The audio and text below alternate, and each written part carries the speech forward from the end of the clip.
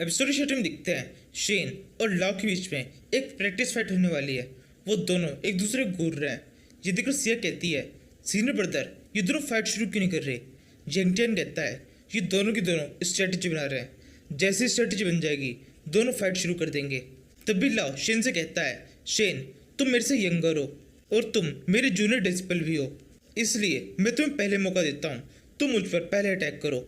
जिसको शेन सोचने लगता है ये केवल एक प्रैक्टिस फाइट है, मुझे इसको ज़्यादा सीरियसली लेने की जरूरत नहीं है। फिर शेन लाओ से कहता है, सेकंड ब्रदर खुद को संभालो। यही कहते हुए शेन बिजली की रफ्तार से भागता है और बहुत तेज स्पीड में लाओ के पास आकर उसके ऊपर अपनी तलवार से अटैक करता है। लाओ बड़ी संधि शेन को देख लेता है और शेन की तलवार को अपनी तलवार से रोक देता है और उसे कहता है, अच्छी कोशिश थी। इसके बाद में लाओ अपना अटैक करता है। वो जोर से हवा में उछलता है, इतनी तेज स्पीड से उछलता है कि शेन को दिखाई भी नहीं देता। ये देखकर सिया कहती है, सेकंड ब्रदर काफी ज्यादा तेज है, उनकी जंप काफी ज्यादा ऊंचाई तक गई है। शेन कहता है, लेकिन ऊंचा कूदने का क्या फायदा, हम तो यहाँ पर फाइट कर रहे थे। इसके बाद में शेन लाओ के नीचे आने का एंजॉय कर रहा होता है। जेंगटियान शेन से कहता है, शेन तुम इस फाइट के अंदर अपनी अर्थ सोर्ड का यूज करो, इसी स्किल का यूज करने से तुम्हारे सोर्ड का वजन 30,000 किलो के लगभग हो जाएगा। इसके बाद में जो तुम अटैक करोगे तो तुम्हारे अटैक का फोर्स भी काफी ज्यादा अच्छा होगा। काश ये सब कुछ मैं लाओ को ही बता पाता, लेकिन लाओ को ये सब बताने का कोई फायदा नहीं है, क्योंकि लाओ ने जो भी अपना लेवल किया है वो सब की सब केवल स्पिरिचुअल हर्ब्स को खा के किया है। उसने कल्टिवेशन के अंदर ज़्यादा टाइम दिया ही नहीं और ना ही प्रैक्टिस के अंदर ज़्यादा टाइम दिया है। इस तरह से हर्ब्स खा खा के उसे जितना लेवल बढ़ा सकता था उतना लेवल उसने बढ़ा लिया है। शेन कहता है, क्या सच में उन्होंने अपना लेवल केवल इस तरह से बढ़ाया है। इस तरह से देखा जाए जब वो कहते हैं कि वो बिल्डिंग फाउंडेशन स्टेज पर है, तब वो बिल्कुल गलत ही कहते हैं, क्योंकि असल में उनका लेवल इतना है ही नहीं। क्योंकि लेवल के साथ में एक कल्टिवेटर की स्ट्रेंथ ही मायने रखती है, जो कि उनकी काफ़ी ज़्यादा कम है। कोई उन्हें बताओ, अगर वो 6 क्लासिकल आर्ट सीखने से अच्छा अपना पूरा टाइम कल्टिवेशन के अंदर लगाते तो उनका लेवल काफ़ी ज़्यादा अच्छा हो सकता था।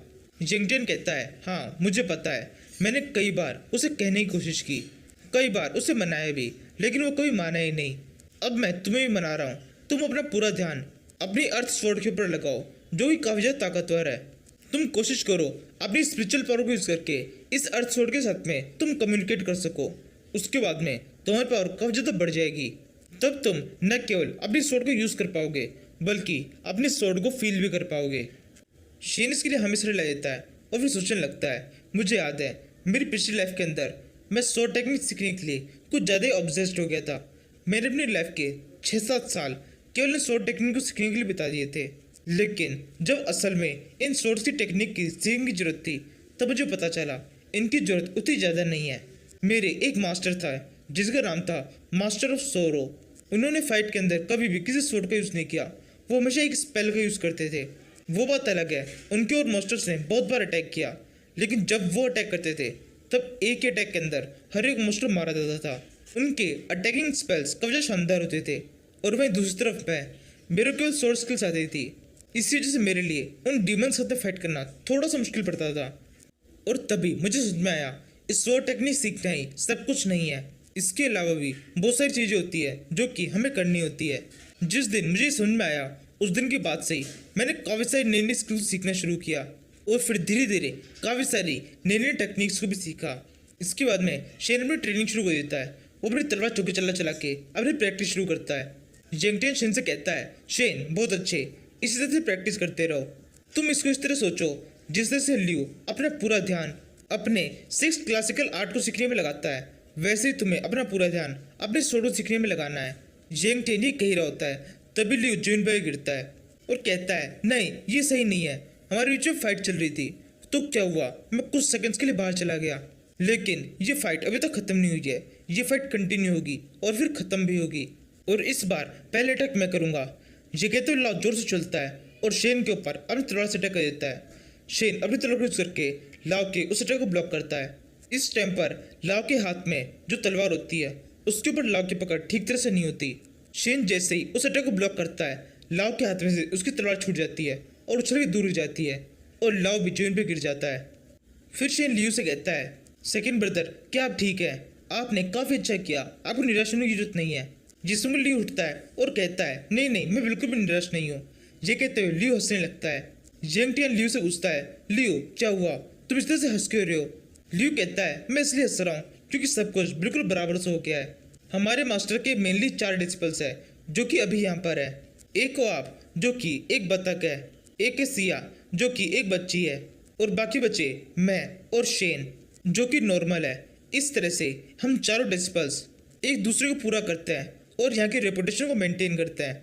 शेन एक बहुत शानदार स्वॉर्डमैन है, उसकी वजह से हमारे सेट का नाम पूरी तरह से मेंटेन रहेगा। शेन के जरिए सभी लोग हमें भी जानेंगे। जेंगटेन कहता है तो ऐसी बात है, इसी वजह से तुम हंस रहे थे। लाओ कहता है सीनियर ब्रदर क्या आपके पास में स्वॉर्डमैनशिप जाडे स्लिप है जो कि जो मेरे पास थी वो मेरे पास से खो गई है, आपके पास में एक्स्ट्रा हो तो वो मुझे दे दो। जेंगटेन कहता है तुम जाडे स्लिप को क्या करोगे? लाओ कहता है कल्टीवेशन करूंगा। लाओ जैसे ही कहता है जेंगटेन मान जाता है। वो एक स्क्रोल लाओ को पकड़ा देता है और उसे कहता है ये एक बहुत कीमती जाडे स्लिप है, मैं तुम्हें फिर से दे रहा हूँ, इस बार ये खोने मत देना। वैसे मुझे एक चीज़ समझ में नहीं आ रही, तुम अचानक से कल्टीवेशन करने के बारे में कैसे सोच रहे हो? ऐसा आज से पहले तो कभी नहीं हुआ, तुमने कभी भी खुद से कल्टीवेशन करने के बारे में नहीं सोचा। लियू कहता है मैं अपनी गलती को सुधार रहा हूँ, आज मुझे एहसास हो रहा है मेरी पावर कितनी ज़्यादा कम है। शेन से मैं हार गया, ऐसा मैं दोबारा नहीं होने दे सकता हूँ। मुझे अब ताकतवर बनना होगा जिसका एक ही रास्ता है कल्टीवेशन। मैं नहीं चाहता लोग मुझे मेरी मास्टर का सबसे बेकार डिसिपल कहें। किसी सिचुएशन में ऐसा भी हो सकता है लोग मेरी मास्टर को ये कहें कि उन्होंने एक बेकार से लड़के को अपने पास में एक डिसिपल रख रखा है। इसी वजह से मुझे ताकतवर तो बनना ही होगा ताकि मैं सबका मुंह बंद कर सकूं, कोई भी मेरी मास्टर को या मुझे कुछ भी गलत ना कह सके। मैं अपने अपने घर जा रहा हूँ, मैं अपना कल्टीवेशन अपने घर के अंदर ही करूँगा, मैं नहीं चाहता कोई भी मुझे आगे परेशान करे। शेन कहता है सेकंड ब्रदर जैसा तुम चाहो। सिया भी ये सुनकर बहुत खुश होती है। जेंगटेन कहता है लाओ बहुत अच्छे से कल्टीवेशन करना, तुम बड़े हो रहे हो। इसके बाद में सिया शेन से कहती है थर्ड ब्रदर सेकंड ब्रदर तो जा चुके हैं, आपको उनसे फाइट करनी थी, अब आप मुझसे फाइट करो। क्या आप प्लीज़ मेरी ट्रेनिंग के अंदर थोड़ी सी मेरी मदद कर सकते हो? शेन कहता है बिल्कुल, तुम्हारी मदद के लिए तो मैं हमेशा रेडी हूँ। जिसमें सिया खुश रहती है और कहती है चलो फिर ठीक है फाइट शुरू करते हैं। फिर शेन और सिया आमने सामने खड़े हो जाते हैं। सिया कहती है मैं केवल क्यू रिप्लेसमेंट के 6 लेवल पर हूँ, मेरा लेवल आपसे काफ़ी ज़्यादा कम है, प्लीज़ अगर अटैक करने की बारी आए तो मुझ पर थोड़ा आराम से अटैक करना। शेन कहता है तुम इसकी बिल्कुल चिंता मत करो, मैं पूरा ध्यान से अटैक करूँगा और पूरी कोशिश करूँगा आज जो तुम ट्रेनिंग करो वो तुम्हारे बहुत काम आए। सिया कहती है तो फिर ठीक है मैं पहले अटैक करती हूँ। ये कहते हुए सिया अपने हाथों के अंदर कोई एनर्जी बॉल बनाने लगती है। कुछ ही सेकंड्स में वो एनर्जी बॉल आधी बन जाती है, लेकिन आधी बनते ही अपने आप ही वो बॉल गायब हो जाती है। सिया हंसते हुए कहती है थोड़ी सी गड़बड़ हो गई, मेरा फोकस अपनी जगह से हिल गया, इसी वजह से शेडो बॉल पूरी तरह से बन नहीं पाई। शेन कहता है कोई बात नहीं, एक बार फिर से कोशिश करो, इस बार अपने अटैक के जेस्चर के ऊपर थोड़ा ज़्यादा फोकस करना। सिया बिल्कुल वैसे करती है, वो वापस से उस डार्क एनर्जी बॉल को बनाने की कोशिश करती है। सिया जब इस डार्क एनर्जी बॉल को बनाने के लिए इतनी ज़्यादा फोकस कर रही होती है तब उसकी बॉडी बहुत ज़्यादा डरावनी लगने लगती है। ऐसे लगने लगता है जैसे उसकी बॉडी के अंदर से ही डार्क एनर्जी बाहर निकल रही है। शेन सिया को देख के सोचने लगता है 5 तरह के मेन एलिमेंट होते हैं, steel, would, water, fire and earth. In 5 main elements के अलावा 5 स्पेशल एलिमेंट्स होते हैं जो है thunder, light, sound, dark and wind. In 5 special element में से डार्क एलिमेंट सबसे ज़्यादा मुश्किल होता है, और जैसा कि मैं भी देख पा रहा हूँ सिया ने उसी के ऊपर कंट्रोल करने की कोशिश की है। सिया अपने इस अटैक के अंदर उसी डार्क एलिमेंट को यूज़ कर रही है। जितना रेयर ये एलिमेंट है उससे भी ज़्यादा रेयर सिया का इसे यूज़ करने का एक तरीका है। इस जेस्चर की मदद से डार्क टाइप के 2 अटैक किए जा सकते हैं जो कि इस जेस्चर को बहुत ज़्यादा यूनिक बनाते हैं। जितनी देर में शेन सोचता है उतनी देर में सिया की इस डार्क एनर्जी को यूज़ करने की प्रोसेस पूरी हो जाती है। वो कहती है तैयार हो जाओ, मैं अटैक शुरू कर रही हूँ। ये कहते उसे जोर से अपना हाथ सामने तरफ करती है। उसके साथ कटते ही वहाँ पर डार्क टाइप की बिजली दिखाई देने लगती है जो काफ़ी तेजी से शेन की तरफ बढ़ती है। शेन कहता है बहुत अच्छे। फिर शेन अपनी तलवार चलाता है और उन सारी बिजलियों को काट देता है। शेन को इस टाइम तक लग रहा होता है ये अटैक केवल इतना ही था, लेकिन नहीं, ये तो केवल शुरुआत थी। शेन जब देखता है इस डार्क इलेक्ट्रिसिटी के अलावा सिया ने अपनी पावर को यूज़ करके एक डार्क टाइप का मोस्टर भी बनाया है जिसके 5 मुंह हैं। वो मोस्टर काफ़ी तेजी से शेन की तरफ बढ़ता है और शेन के ऊपर अपने 5 मुंह से अटैक कर देता है। शेन सोचता है इसके केवल 5 मुंह दिखाई दे रहे हैं, लेकिन ये केवल इतना नहीं है, इसके अंदर बहुत सारे मोस्टर्स की एनर्जी है। सिया काफ़ी अच्छी तरह से इस अटैक को यूज़ कर पा रही है। इस तरह के अटैक को काटने का सबसे अच्छा तरीका होता है स्वॉर्ड टैक्टिक्स को यूज करना। लेकिन यहाँ पे दिक्कत यह है, इस डार्क मोन्स्टर के पीछे सिया खड़ी हुई है।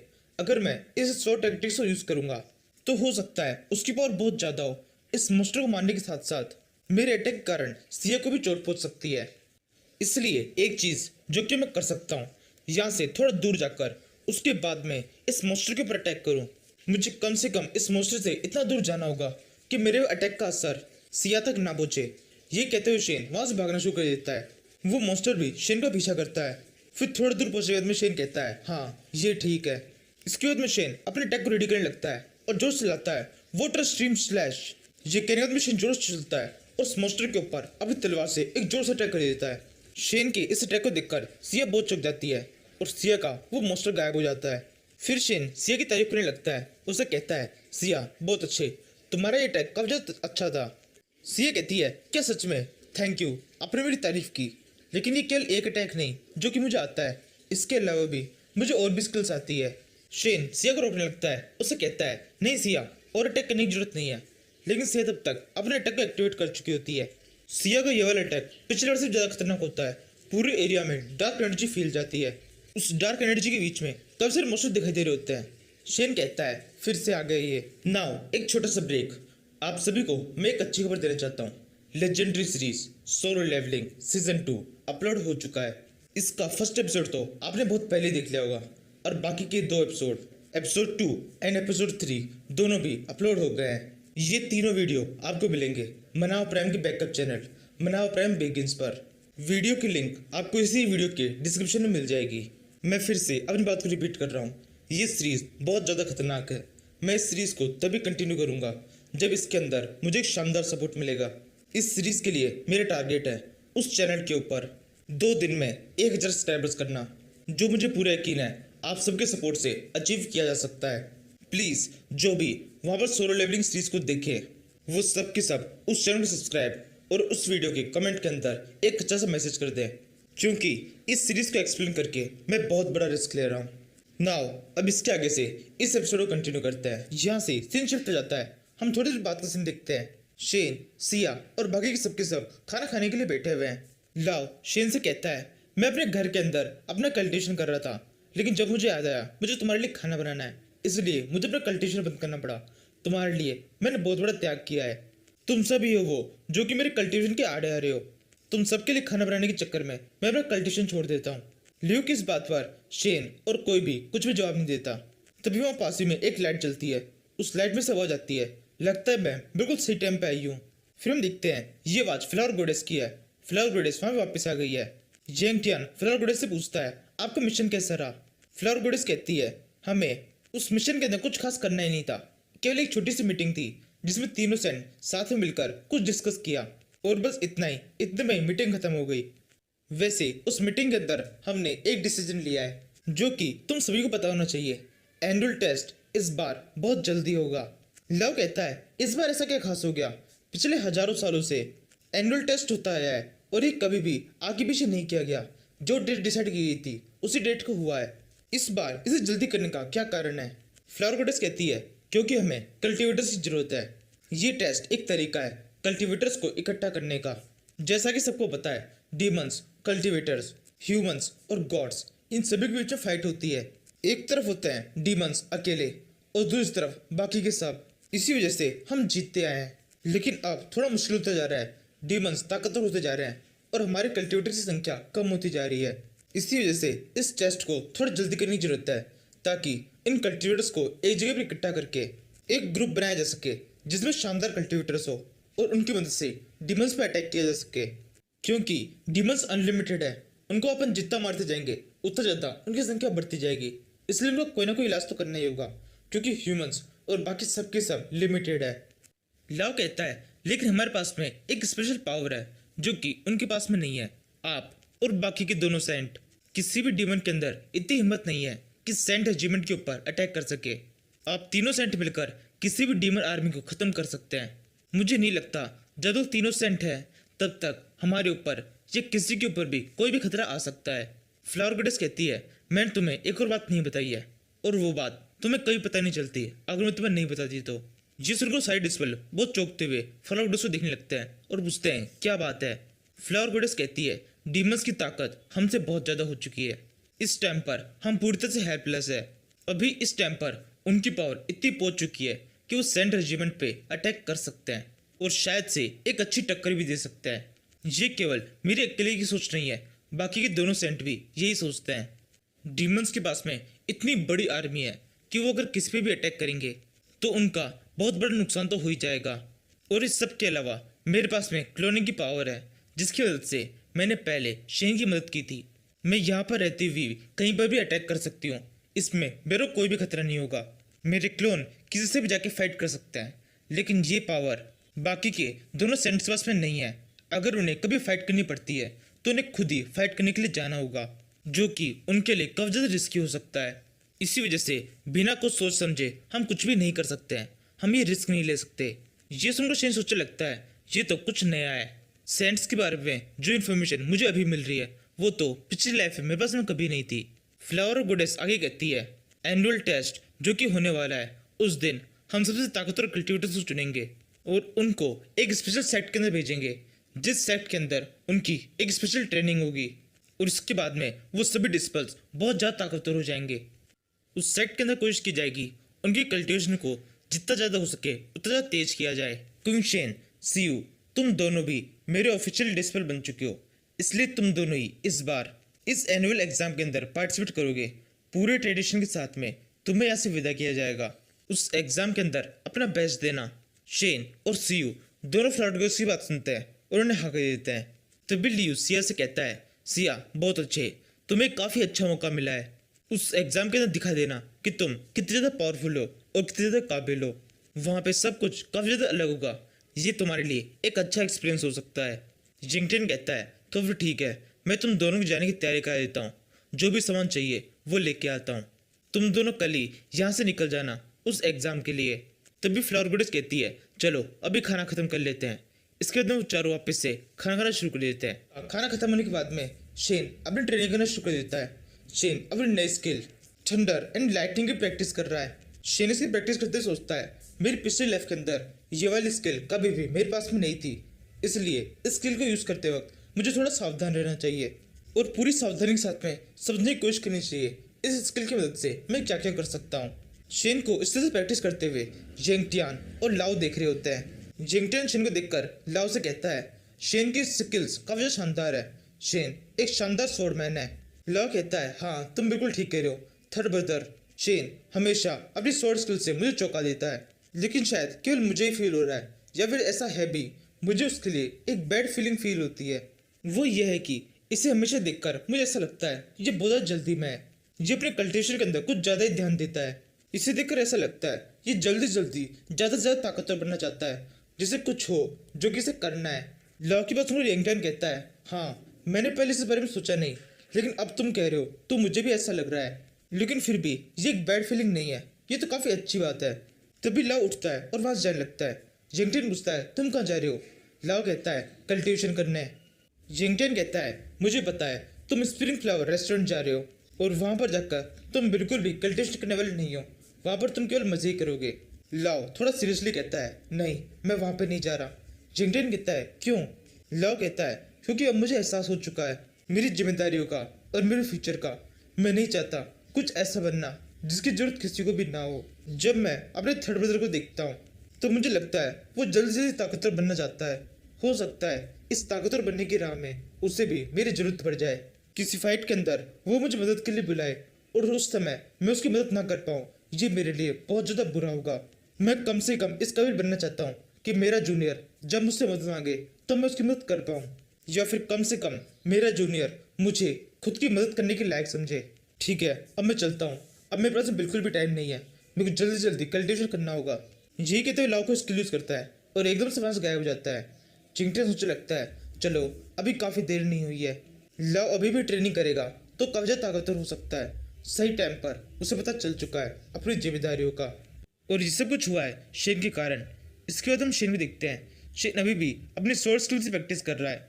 तभी वहाँ पे फ्लावर गर्ल्स आती है और शेन से कहती है शेन रुको, मैं देख रही हूँ तुम्हारी स्वॉर्ड स्किल्स काफ़ी ज़्यादा अच्छी हो गई है, जो कि काफ़ी ज़्यादा अच्छी बात है। लेकिन इस समय मेरे को एक दिक्कत दिखाई दे रही है, जिन दिक्कतों को अभी के अभी ठीक करना होगा।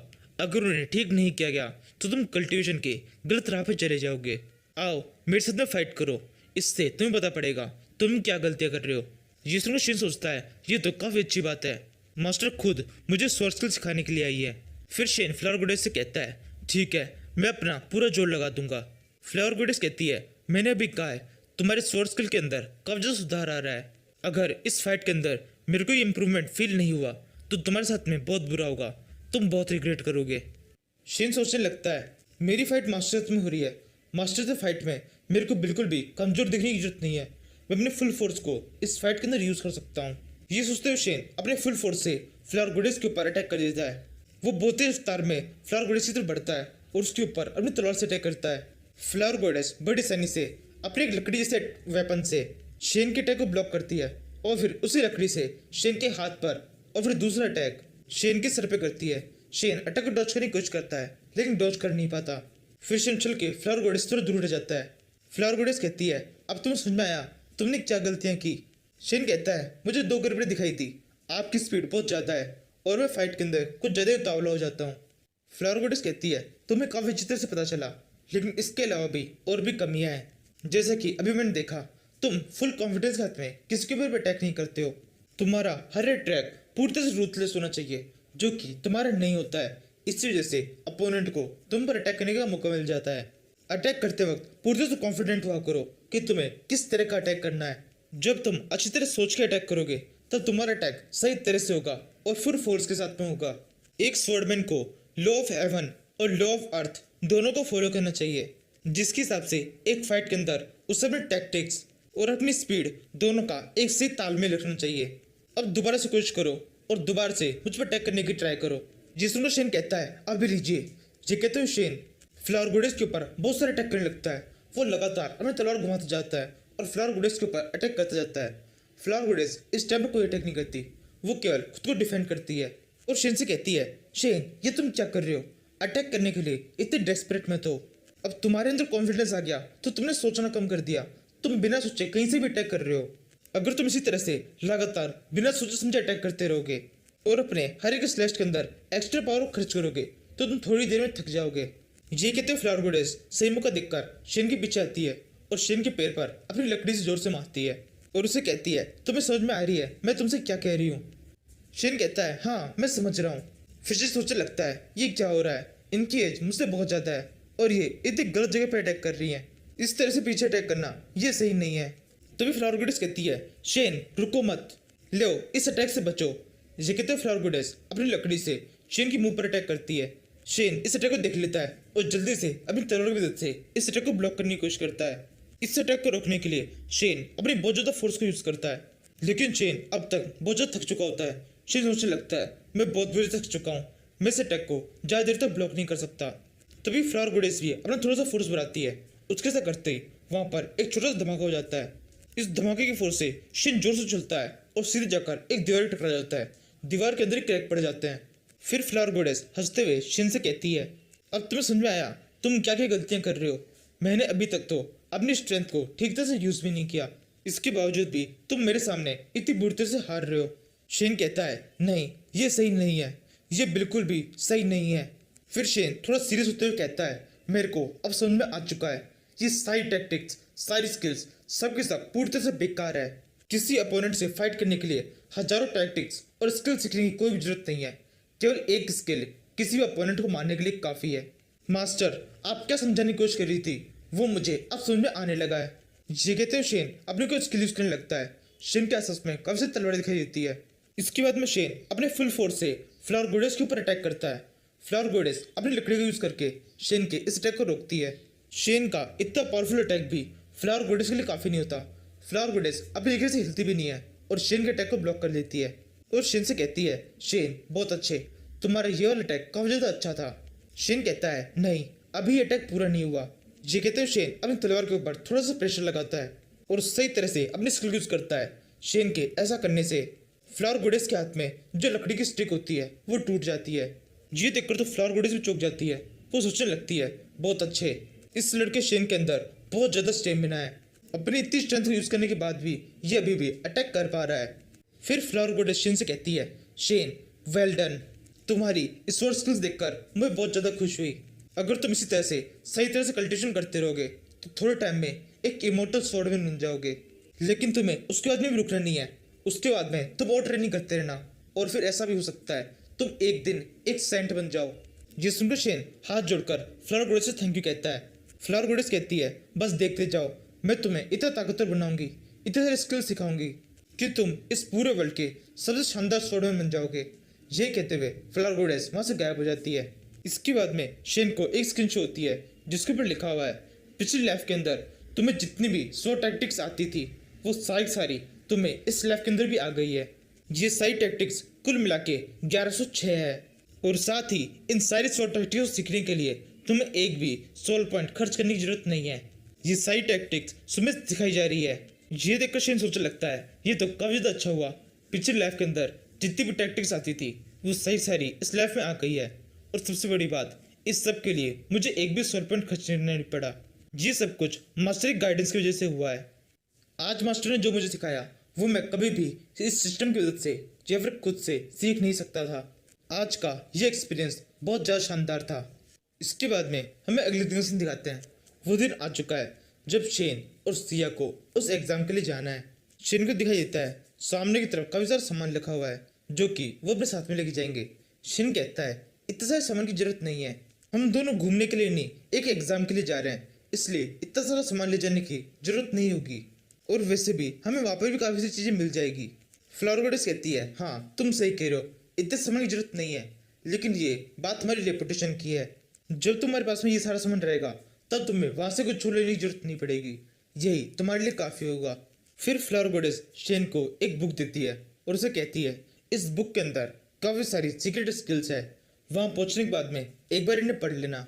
शेन उस बुक को लेता है और उसे सोचने लगता है, ये बुक बहुत ज़्यादा कीमती है, इसके अंदर जो सीक्रेट टेक्निक है वो सारी जो मेरे पास में स्वॉर्ड टैक्टिक्स है उनसे भी ज़्यादा इम्पोर्टेंट है। एक तरह से इस बुक के रूप में मेरे हाथ में इस सेक्ट का पूरा इतिहास है। तभी फ्लावर गोडेस वापस से वो सारा सामान देखने लगती है और कहती है, अभी भी सामान के अंदर कुछ कमियाँ लग रही है, मैं थोड़ा बहुत सामान और रखवा देती हूँ। तभी लाओ सिया से कहता है, सिया बिल्कुल भी घबराना मत, तुम्हारे साथ में शेन भी है, अगर वहाँ पर कोई और डिसिपल या फिर कोई और कल्टिवेटर तुम्हें परेशान करने की या फिर तुम्हें डराने की कोशिश करे तो बिल्कुल भी घबराने की जरूरत नहीं है, तुम शेन को बताना, शेन तुम्हारी मदद करेगा। फिर फ्लावर गोडेस उन दोनों से कहती है, तुम दोनों सेफली जाओ और जल्दी से वापस आ जाओ, उस एग्ज़ाम के अंदर अपना बेस्ट देना, बिल्कुल भी प्रेशर लेने की जरूरत नहीं है, पूरी तरह से अपने एग्ज़ाम के बारे में सोचना, बाकी और कुछ भी नहीं। तभी लियो फ्लावर गोडेस से कहता है, मास्टर जब मैं पिछले साल इस एग्ज़ाम के लिए गया था तब तो आपने मुझसे कहा था कि हारने के बाद भी ज़्यादा बुरा मानने की जरूरत नहीं है, बस मुझे एग्ज़ाम के अंदर अपना बेस्ट देना है, अगर मैं अपना बेस्ट नहीं दे पाया तो आप मुझे 3 दिन और 3 रातों तक एक पौंड में रहने की सज़ा देंगी। आप दोनों डिसिपल्स में इतना अंतर क्यों कर रही हैं? जो आपने मुझसे कहा था वही आपको शेन को भी कहना चाहिए। फ्लावर गोडेस कहती है, मैं तुम दोनों को एक जैसी बात नहीं कह सकती क्योंकि तुम दोनों एक जैसे नहीं हो, तुम आलसी हो, अपना कल्टिवेशन ठीक तरह से नहीं करते, इसी वजह से मैंने तुम्हें वो धमकी दी थी। अगर मैं तुम्हें धमकी नहीं देती तो तुम वहाँ पे अपना बेस्ट नहीं करते और अपने आलस के चलते बस ऐसे ही हार के आ जाते। और मैंने तुमसे ये भी कहा था कि हारने पर ज़्यादा बुरा मत मानना, वो इसलिए कहा था क्योंकि मुझे पता था तुम हारोगे, तुम वहाँ पर ज़्यादा टाइम तक नहीं टिक पाओगे। अगर तुम्हें लगता है मैं गलत हूँ तो एक बार शेन के साथ में फाइट करो और शेन को हरा के बताओ। लियो कहता है, मास्टर आप करने की चाहती हैं, वो मेरा जूनियर डिसिपल है, उसके और मेरे बीच में फाइट कराना चाहती हैं आप। तभी यंगटी शेन से कहता है, शेन सिया का अच्छी तरह ध्यान रखना, वहाँ पे काफ़ी सारे कल्टिवेटर्स होंगे, कोई भी सिया कुछ भी ना कह पाए। शेन कहता है, इसमें ध्यान रखने का क्या है, सिया हमारे सेक्ट से बिलोंग करती है, किसी की भी हिम्मत नहीं होगी कि सिया कुछ भी कह दे। लियो कहता है, नहीं ऐसा नहीं है, वहाँ पर हमारे सेक्ट की रेपुटेशन इतनी भी ज़्यादा नहीं है, इस एग्ज़ाम के लिए बहुत सारे सेक्ट के बहुत सारे डिसिपल्स आएंगे, उन सब के बीच में हमारा सेक्ट थोड़ा कमज़ोर है क्योंकि हमारे सेक्ट के अंदर कम डिसिपल्स है। इसके बावजूद भी बाकी सेक्ट के डिसिपल्स हमसे बहुत जलते हैं क्योंकि हमारे सेक्ट के डिसिपल बहुत ज़्यादा ताकतवर है, इसी जलन में वो कुछ भी करने की कोशिश कर सकते हैं। बाकी के जो दोनों सेक्ट्स हैं उन्होंने अपने सेक्ट कई हजार साल पहले शुरू कर दिए थे, इसी वजह से उनके सेक्ट के अंदर बहुत सारे डिसिपल्स हैं। जिस उनको शेन कहता है, आप सब बिल्कुल चिंता मत कीजिए, सिया के साथ मैं पूरे समय रहूंगा, उसे मैं प्रोटेक्ट करूंगा। फ्लावर गोडेस कहती है ठीक है, अब तुम्हारे जाने का टाइम हो गया है, मैं टेलीपोर्टरी एरिया बना देती हूँ। ये कहते हुए फ्लावर गोडेस कोई स्किल यूज करती है। उनके ऐसा करने से शेन, सिया और सायसमान के पीछे एक एरिया से बन जाता है। इसके बाद में इसी एरिया की मदद से शेन, सिया और सारा सामान वहाँ से गायब हो जाते हैं। उनके वहाँ से गायब हो जाने के बाद में लियो फ्लावर गोडेस से पूछता है, मास्टर हमने सही तो किया है ना? इसके बाद में हम एक गाँव का सीन देखते हैं जिसका नाम है विजेंट टाउन। विजेंट टाउन वर्ल्ड सी के किनारे बसा हुआ है और विजेंट माउंटेन के ऊपर है। इस टाउन के अंदर जितने भी लोग रहते हैं वो सब के सब कल्टिवेटर्स हैं और ये सब के सब ह्यूमन रेस से बिलोंग करते हैं। हर साल एनुअल टेस्ट इसी जगह पे होता है। इसी टाउन के लोग एनुअल टेस्ट के अंदर किस तरह से क्या किया जाना है वो सब कुछ संभालते हैं। इसके बाद में हम इस टाउन की एक जगह से देखते हैं जहाँ पर लाइट चमकते हुए कुछ एरिया बनते हैं और उन एरिया की मदद से काफ़ी सारे कल्टिवेटर इस जगह पर आ रहे होते हैं। ऐसे ही एक एरिया के साथ में शेन और सिया भी यहाँ पे पहुँचते हैं। सिया में पहुँचते इधर दिखती है, उसे यहाँ पर काफ़ी सारे कल्टिवेटर दिखाई देते हैं। सिया कहती है यहाँ पर तो काफ़ी सारे कल्टिवेटर है। शेन कहता है हाँ तुम सही कह रही हो, चलो आगे बढ़ते हैं। फिर शेन और सिया आगे बढ़ने लगते हैं। वो दोनों चलते हुए एक बिल्डिंग के पास पहुँचते हैं जहाँ से सभी कल्टिवेटर्स को अंदर जाना है जो कि इस एग्जाम के अंदर पार्टिसिपेट करना चाहते हैं। अंदर जाने से पहले उन सभी की चेकिंग होती है कि वो कल्टिवेटर्स किस सेक्ट से बिलोंग करते हैं। इस गेट के सामने एक गार्ड खड़ा होता है। वो दो टोकन्स को देखता है जिन्हें देखकर ही पता पड़ता है कि डेसिपल किस सेक्ट से बिलोंग करते हैं। वो गार्ड उन टोकन्स को देख कहता है ये टोकन्स तो बिल्कुल नए हैं, इनको देख के बिल्कुल पता नहीं पड़ रहा ये किस सेक्ट के हैं। देखने से लग रहा है ये टोकन नकली है। इस गार्ड की बात सुनकर दूसरा वाला गार्ड बहुत ज्यादा डर जाता है। वो उसे जल्दी से कहता है बिल्कुल चुप रहो, तुम जानते नहीं हो तुम किन से बात कर रहे हो। फिर हम देखते हैं ये गार्ड इस टाइम पर शेन और सिया से बात कर रहा होता है। दूसरा वाला गार्ड उन दोनों से कहता है प्लीज हमें माफ कर दो, आपने जो ये टोकन्स दिखाए ये बिल्कुल असली है, आप दोनों अंदर जा सकते हैं। मेरे साथी गार्ड के मिसबिहेव के लिए मैं आपसे माफी चाहता हूँ। ये सुनकर शेन उनसे थैंक यू कहता है, उनसे वो टोकन लेता है और फिर शेन और सिया अंदर चले जाते हैं। सिया अंदर चलते वक्त कुछ खाने की बात करने लगती है। वो दोनों गार्ड उन दोनों को अंदर की तरफ जा रहे देख रहे होते हैं। एक गार्ड जो शेन से गुस्से में बात कर रहा था वो दूसरे गार्ड से पूछता है तुम इनसे इतने प्यार से बात क्यों कर रहे थे? इनको देखकर ये बिल्कुल भी नहीं लग रहा था कि ये किसी स्पेशल सेक्ट से बिलोंग करते हैं। दूसरा गार्ड कहता है तुम्हें याद है पिछली बार किस सेक्ट ने इस एग्जाम को जीता था? उस डेसिपल ने यहाँ के काफी सारे डेसिपल्स को हराकर इस एग्जाम के अंदर सबसे ऊपर के रैंक की पोस्ट हासिल की थी। गुस्सेल गार्ड कहता है वो तो बिहुआ सेक्ट से था जिसे फ्लावर गोडेस चलाती है। दूसरा गार्ड कहता है ये दोनों भी उसी सेक्ट से है, उस सेक्ट के नए डेसिपल्स है ये सुनकर वो गुस्सेल गार्ड अपना सर पकड़ लेता है और कहता है ओह नो, मैंने कितना बड़ा मौका गवा दिया। मैं इन डेसिपल से मिला था, मुझे इनसे थोड़ा आराम से बात करनी चाहिए थी, किसी तरह से इनसे थोड़ी जान पहचान बढ़ानी चाहिए थी। इसके बाद में हम शेन और सिया को देखते हैं। हमें पता पड़ता है वो बिल्डिंग जिसे भी हमने देखा था वो केवल एक रास्ता थी जिससे इस टाउन के इस मार्केट के अंदर आया जाता है। इस मार्केट के अंदर बहुत ज़्यादा भीड़ होती है, सब जगह पर काफ़ी सारा कल्टीवेशन का सामान बिक रहा होता है। दुकान वाले लगातार अपने सामान का एडवर्टाइजमेंट कर रहे होते हैं। सारे कल्टीवेटर भी बहुत खुश होते हुए वो सारा सामान खरीद रहे होते हैं। सिया भी इस टाइम में बहुत ज़्यादा खुश होती है, वो कुछ खा रही होती है। उसे सामने की तरफ कुछ दिखाई देता है। वो शेन से कहती है थर्ड ब्रदर जल्दी से वहाँ पर देखो, वहाँ पर कितने सारे क्रेन है। शेन कहता है हाँ मुझे दिखाई दे रहा है, क्या तुम्हें इनमें से कोई खरीदना है? सिया कहती है नहीं मुझे कुछ नहीं चाहिए, मेरे को इस क्रेन को देखना ही काफ़ी ज़्यादा अच्छा लग रहा है। वैसे कि आपको पता है अब हमें आगे क्या करना है? शेन एक दिशा में इशारा करता है और कहता है हमें वहाँ जाना है। तुम्हें वहाँ पर वो स्क्वायर दिखाई दे रहा है, उसके ऊपर हमें चढ़ना है, वहीं पर है हेवनली पैलेस। एपिसोड शेड में लिखते हैं शेन और सिया उस हेवनली पैलेस के बाहर खड़े हैं। वहाँ पर और भी बहुत सारे कल्टिवेटर्स है। सिया इस टाइम पर शेन के कंधे में बैठी हुई है। वो सामने तो देख कहती है अभी तक भी गेट नहीं खुले हैं, ये गेट कब खुलेंगे? शेन कहता है इस सब में हम कुछ नहीं कर सकते हैं, ये सब हेवनली पैलेस के लोगों पर डिपेंड करता है, हमें थोड़ा और इंतजार करना होगा, थोड़ी देर में गेट खुल जाएंगे। शेर इतना कहता है कि तभी वहाँ पर एक आदमी आता है और जोर से चिल्लाकर उन सारे कल्टिवेटर्स से कहता है कल्टिवेटर्स आपका इंतजार खत्म हुआ, 20 सेकंड के अंदर हेवनली पैलेस के गेट खुलेंगे। ये सुनकर शेन सिया से कहता है सिया जल्दी से अपने कान ढक लो, यहाँ बहुत तेज बिजली टकराने वाली है। ये सुनकर सिया और शेन दोनों बिल्कुल वैसे करते हैं। वो दोनों ही दोनों अपने कान ढक लेते हैं। इसी टाइम पर शेन के सामने एक कल्टिवेटर खड़ा होता है। वो शेन को देखता है और फिर कहने लगता है, तुम तो कितने कमजोर हो, केवल बिजली कड़कने की आवाज से ही इतना ज्यादा डर रहे हो कि तुम्हें अपने कान बंद करने पड़ रहे हैं। जब मैं तुम्हारी एज का था तो बहुत ज्यादा बहादुर था। ऐसी छोटी मोटी चीजों से हमें बिल्कुल भी डर नहीं लगता। तुम्हें देखकर मुझे ऐसा लगता है कल्टिवेटर्स की नई जनरेशन बिल्कुल बेकार है। तभी एकदम से वो सामने वाला कल्टिवेटर पीछे की तरफ देखता है। उसके खुद के सेट के भी सभी डेसिबल्स ने अपने कान ढक लिए होते हैं। वो जोर से उन सभी चलाने लगता है। उनसे कहता है, क्या तुमने सुना नहीं? अभी मैं इसको डांट रहा था। तुम सब अपने कान ऊपर से अपने हाथ हटाओ, बिल्कुल भी डरने की बात नहीं है। तभी वहां पर बहुत जोर से बिजली चमकती है। बिजली चमकने के साथ साथ बहुत तेज आवाजें भी आने लगती है। सिया और शेन ने दोनों ने अपने कान ढक रखे हैं, इसके बावजूद भी उन्हें आवाज आ रही होती है। सिया डरते हुए शेन से कहती है, ये आवाज कितनी ज्यादा तेज है, कुछ अजीब सी ठंडा रही है। शेन कहता है, हाँ तुम बिल्कुल ठीक कह रही हो, ये कोई नॉर्मल ठंडर नहीं है, ये हेवनली रिलियम ठंडर है। हम सब ने अपने कान ढक रखे हैं, इस वजह से हमें से कुछ भी नहीं होगा।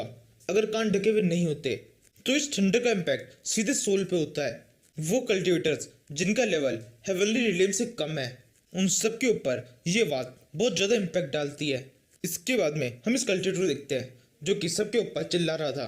अब इसकी खुद की हालत बहुत ज़्यादा खराब हो चुकी है। इसकी नाक, आग, कान से खून बह रहा है। बिजली चमकना तो बंद हो गई है, लेकिन इस कल्टिवेटर को अभी भी तारे दिखाई दे रहे हैं। तभी उस कल्टिवेटर के पास में उसी के सेट के कुछ और कल्टिवेटर आते हैं और उसे पूछते हैं, ब्रदर ये तुम्हें क्या हुआ?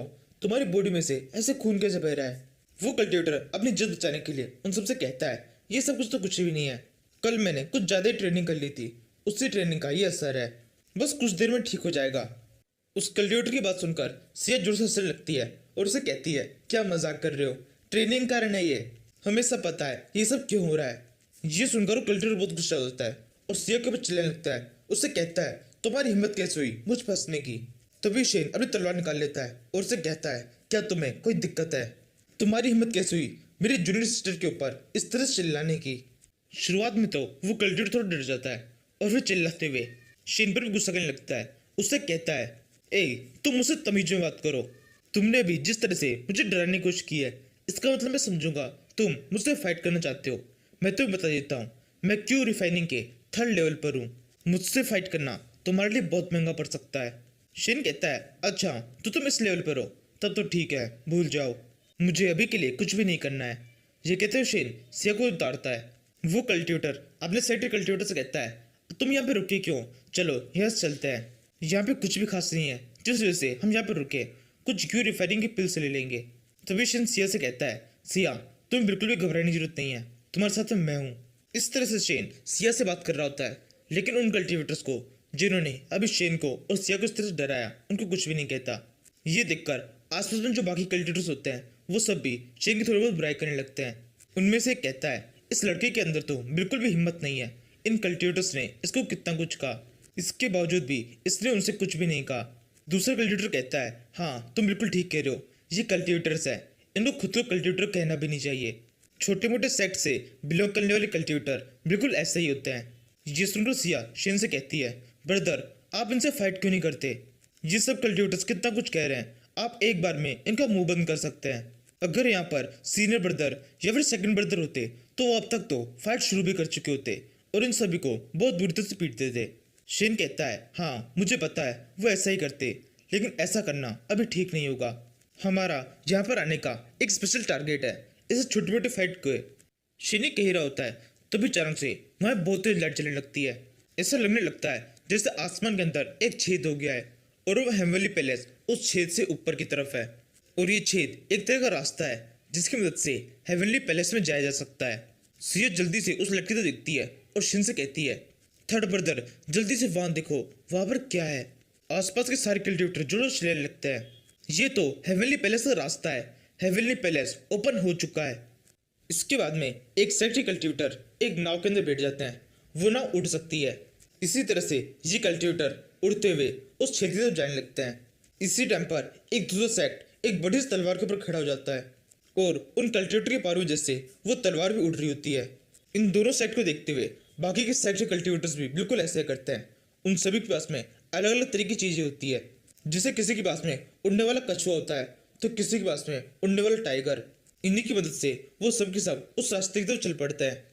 लेकिन अभी भी काफी सारे कल्टिवेटर्स है जो कि नीचे ही है और ऊपर की तरफ देख रहे हैं, जिनमें से शेन और सिया भी एक है। तभी शेन एक साइड में देखता है, शेन को वहां पर अपना पुराना दोस्त लैंग दिखाई देता है। लैंग भी शेन को देख काफी खुश होता है और उसे कहता है, शेन तुम भी यहाँ पर आए हो, यानी कि इसका मतलब ऐसा हो सकता है हम दोनों के अंदर कंपटीशन हो। उम्मीद है तुम मेरे सामने टिक पाओ। शेन कहता है, बिल्कुल पक्का। इसके बाद में शेन वापस से उस लाइट की तरफ देखने लगता है। सिया शेन से कहती है, इन सभी के पास में कितनी शानदार चीज है, इनके ओर बैठकर ये इस रास्ते से ऊपर की तरफ जा रहे हैं। शेन कहता है, हाँ सच में ये काफी ज्यादा ताकतवर है और जिन चीजों को ये यूज कर रहे हैं जिनकी सेक्ट को बिलोंग करती है, जैसे कि स्वॉर्ड सेक्ट के लोग इस बड़ी सी तलवार को यूज कर रहे हैं। जेडियट लाइट सेक्ट के पास में वो बड़ी सी शिप है और बीस्ट सेक्ट के पास में वो अजीब अजीब से बीस्ट जो कि उड़ सकते हैं। तभी वहां पर शेन को किसी की आवाज आती है, तुम अभी भी स्वॉर्ड का यूज कर रहे हो। शेन देखता है ये बात जनरल लिंक की है। शेन लिंक को देखकर बहुत ज्यादा घबरा जाता है। शेन अपनी तलवार की देखता है और सोचने लगता है, मैंने बिल्कुल सोचा ही नहीं था कि ये भी यहाँ पर हो सकती है और पता नहीं क्या होगा। तभी निंग कहती है, इस सब के बारे में हम बाद में बात करेंगे, अभी हम हेवनली पैलेस जा रहे हैं, वहीं पर तुमसे मिलते हैं। इसके बाद में निंग और उसके सेट के सारे डिस्पल्स कोई स्किल यूज करने लगता है। उनके पैरों के नीचे एक एरिया बन जाता है। निंग के सेट के कल्टिवेटर उसे पूछने लगता है, ये लड़का कौन है, आप इनको कैसे जानते हैं। दूसरा कल्टिवेटर पूछती है, हाँ बताइए ना, ऐसा बहुत कम होता है कि आप किसी मेल कल्टिवेटर से या किसी मेन से बात करें। तभी निंग उन सभी कल्टिवेटर्स पे गुस्सा करने लगती है, उनसे कहती है, बिल्कुल चुप रहो और जल्दी से ऊपर चलो। इसी के साथ में निंग और उसकी टीम के सारे कल्टिवेटर्स उड़ते हुए उस एरिया की मदद से उस रास्ते से होते हुए उस हेवनली पैलेस में जाने लगते हैं। उनके जाने पर शेन कहता है, ओह नो, बहुत बड़ी गड़बड़ हो गई। सिया पूछती है, क्या हुआ, क्या गड़बड़ हुई। शेन कहता है, नहीं नहीं कुछ नहीं, तुम नहीं समझोगी, तुम्हारी एज अभी बहुत कम है, जब बड़ी हो जाओ तब बताऊंगा। तभी शेन के पास में एक और कल्टिवेटर आता है और शेन से कहता है, रुको, अभी मैंने तुम्हारी तलवार देखी, तुम्हारी तलवार बहुत ज्यादा शानदार है, क्या तुम मुझे एक बार इसे छूने दे सकते हो। मैं इस तलवार की पावर को एक बार छू के देखना चाहता हूँ। उस कल्टिवेटर की बात सुनकर शेन सोचने लगता है, ये मुझसे काफी प्यार से बात कर रहा है। इसके दो मतलब हो सकता है ये इसका नेचर ही हो, ये बहुत अच्छा हो, या फिर ये कल चापलूसी कर रहा है ताकि मेरी तलवार को दिख सके। मैं ऐसे किसी को भी अपनी तलवार नहीं दे सकता हूँ। एक स्वॉर्डमैन के लिए उसकी स्वॉर्ड, उसकी लाइफ जितनी इंपॉर्टेंट होती है, मैं ऐसे किसी को ये दिखा नहीं सकता हूँ, और हाथ में देना तो बहुत दूर की बात है। ये सोचकर शेन उस कल्टिवेटर से कहता है, नहीं, मैं ये तलवार किसी को नहीं दे सकता और ना ही किसी को दिखा सकता हूँ। ये सुनकर वो कल्टिवेटर बहुत गुस्सा होता है। वो शेन से कहता है, तुम्हारी हिम्मत कैसे हुई मुझसे इस तरह से बात करने की, तुम जानते नहीं हो मैं कौन हूँ। शेन कहता है, मुझे जानना भी नहीं है और वैसे भी तुमने अभी तक बताया नहीं है तो मुझे पता भी कैसे चलेगा, और अभी भी मैं तुमसे पूछ नहीं रहा हूँ, इसलिए तुम्हें बताने की जरूरत नहीं है। वो कल्टिवेटर कहता है, तुम यहाँ पर एनुअल टेस्ट के लिए आए हो ना, मुझसे पंगा मत लो, तुम्हारे लिए मुश्किलें बढ़ जाएगी। शेन कहता है, मैं यहाँ तक पहुँच गया हूँ, इसके आगे भी चला जाऊँगा, मुझे किसी का भी डर नहीं है। वो कल्टिवेटर कहता है, काफी लंबे टाइम से किसी ने भी मुझसे इतनी बदतमीजी से बात नहीं की है, मैं तुम्हें एक आखिरी मौका देता हूँ, क्या तुम मुझे एक बार अपनी तलवार दिखा सकते हो, हाँ या ना। शेन बिना कुछ सोचे ना में जवाब दे देता है। शेन की बात सुनकर वो कल्टिवेटर हंसते हुए कहता है, अभी जो तुमने कहा है उसका तुम्हें बहुत रिग्रेट होगा। शेन कहता है, मुझे इससे कोई भी फर्क नहीं पड़ता तुम कौन हो, और ना ही मैं जानने में इंटरेस्टेड हूँ। तभी चगन आसपास जितने भी डिस्पल्स होते हैं उन सभी से चिल्लाई कहता है, मैं ली चगन अपने सेक्ट के काफी सारे डिस्पल्स के साथ में इस एनुअल एग्जाम के अंदर आया हूँ। जैसे आसपास के डिस्पल्स ये नाम चगन सुनते हैं वो सब के सब कहने लगते हैं, ये है वो चगन जो कि प्रिमवेल लॉर्ड का डिस्पल है। प्रिमवेल लॉर्ड 3 सेंट में से एक है, इसका मतलब ये लड़का 1 सेंट का डिस्पल है, तब तो इसकी पावर बहुत ज्यादा होगी। तभी एक दूसरा डिस्पल कहता है, हाँ इसकी पावर बहुत ज्यादा है, ये अभी 18-19 साल का है और अभी भी ये बिल्डिंग फाउंडेशन स्टेज तक पहुंच चुका है, ये प्रिमवेल लॉर्ड का सबसे खास डिस्पल है।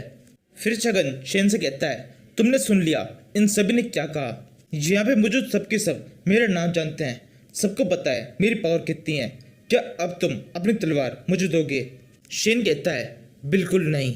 शेन के फिर से मना कर देने पर चगन बहुत ज्यादा गुस्सा होता है, वो बहुत ज्यादा इरिटेट होकर शेन पे अटैक करने के लिए आगे बढ़ता है। तभी चगन के सेट का ही एक डिस्पल उसे आके रोक देता है और उसे कहता है, प्लीज रुक जाओ, यहाँ पे फाइट मत करो, यहाँ पे फाइट करना बिल्कुल भी अलाउ नहीं है। चगन गुस्से में उसे डिस्पल की तरफ देखने लगता है और उसे चिल्ला कहता है, मुझे पता है, तुम मुझे मत सिखाओ मुझे क्या करना है। ये कहने के बाद में चगन थोड़ा शांत होता है। फिर वो एक तिलिस्मन को बाहर निकालता है, उस तिलिस्मन को फेंकता है। उसे फेंकते ही वो तिलिस्मन एक फिनिक्स का रूप ले लेता है। उसी फिनिक्स का यूज करके छगन और उसके सेक्रेटरी साइड डिस्पल उस छेद से होते हुए हेवनली पैलेस की तरफ जाने लगते हैं। ये देखकर सिया शेन से कहती है, क्या ये भी स्पिरिचुअल बीस्ट सेक्ट से हैं? इनके पास में जो ये फिनिक्स है ये काफी ज्यादा शानदार है। शेन कहता है, हाँ ये काफी शानदार है, लेकिन ये स्पिरिचुअल बीस्ट सेक्ट से नहीं है। इनके सेक्ट का नाम है क्विंग युआन सेक्ट और इनका सेक्ट बहुत ज़्यादा शानदार है।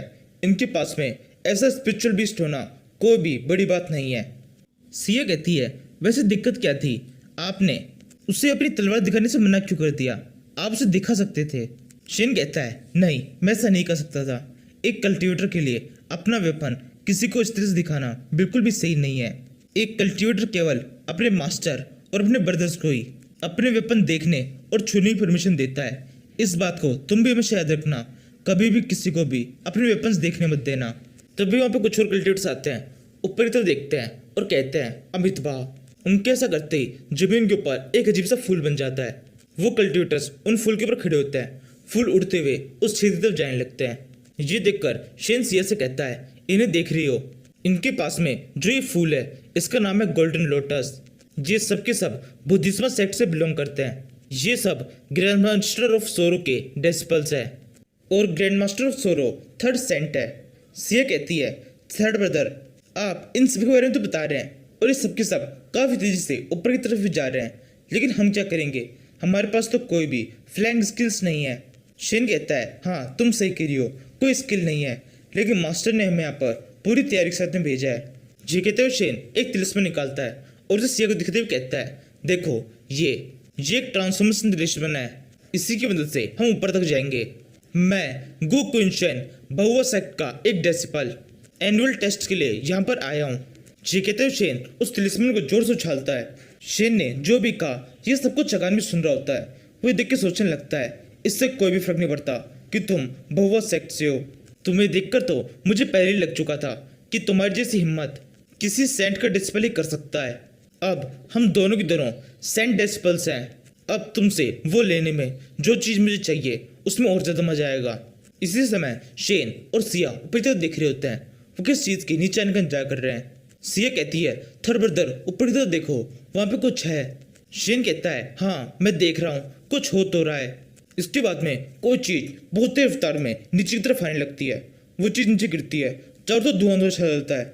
धुआं हटने पर हम देखते हैं ये एक अजीब से मॉन्स्टर जैसा कुछ है जिसके पीठ पर पंख भी है। इस डीमन को देखकर आसपास के सारे कल्टीवेटर बहुत ज़्यादा डर जाते हैं। वो कहने लगते हैं, ये डीमन यहाँ पर क्यों आया है? इस डीमन के अंदर से बहुत ज़्यादा एनर्जी फील्ड निकल रही है। इससे पता पड़ रहा है ये डीमन बहुत ज़्यादा ताकतवर है।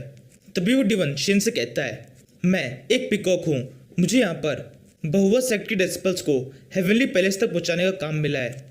मैं फ्लावर और गोडेस के एडर पर यहाँ पर आया हूँ।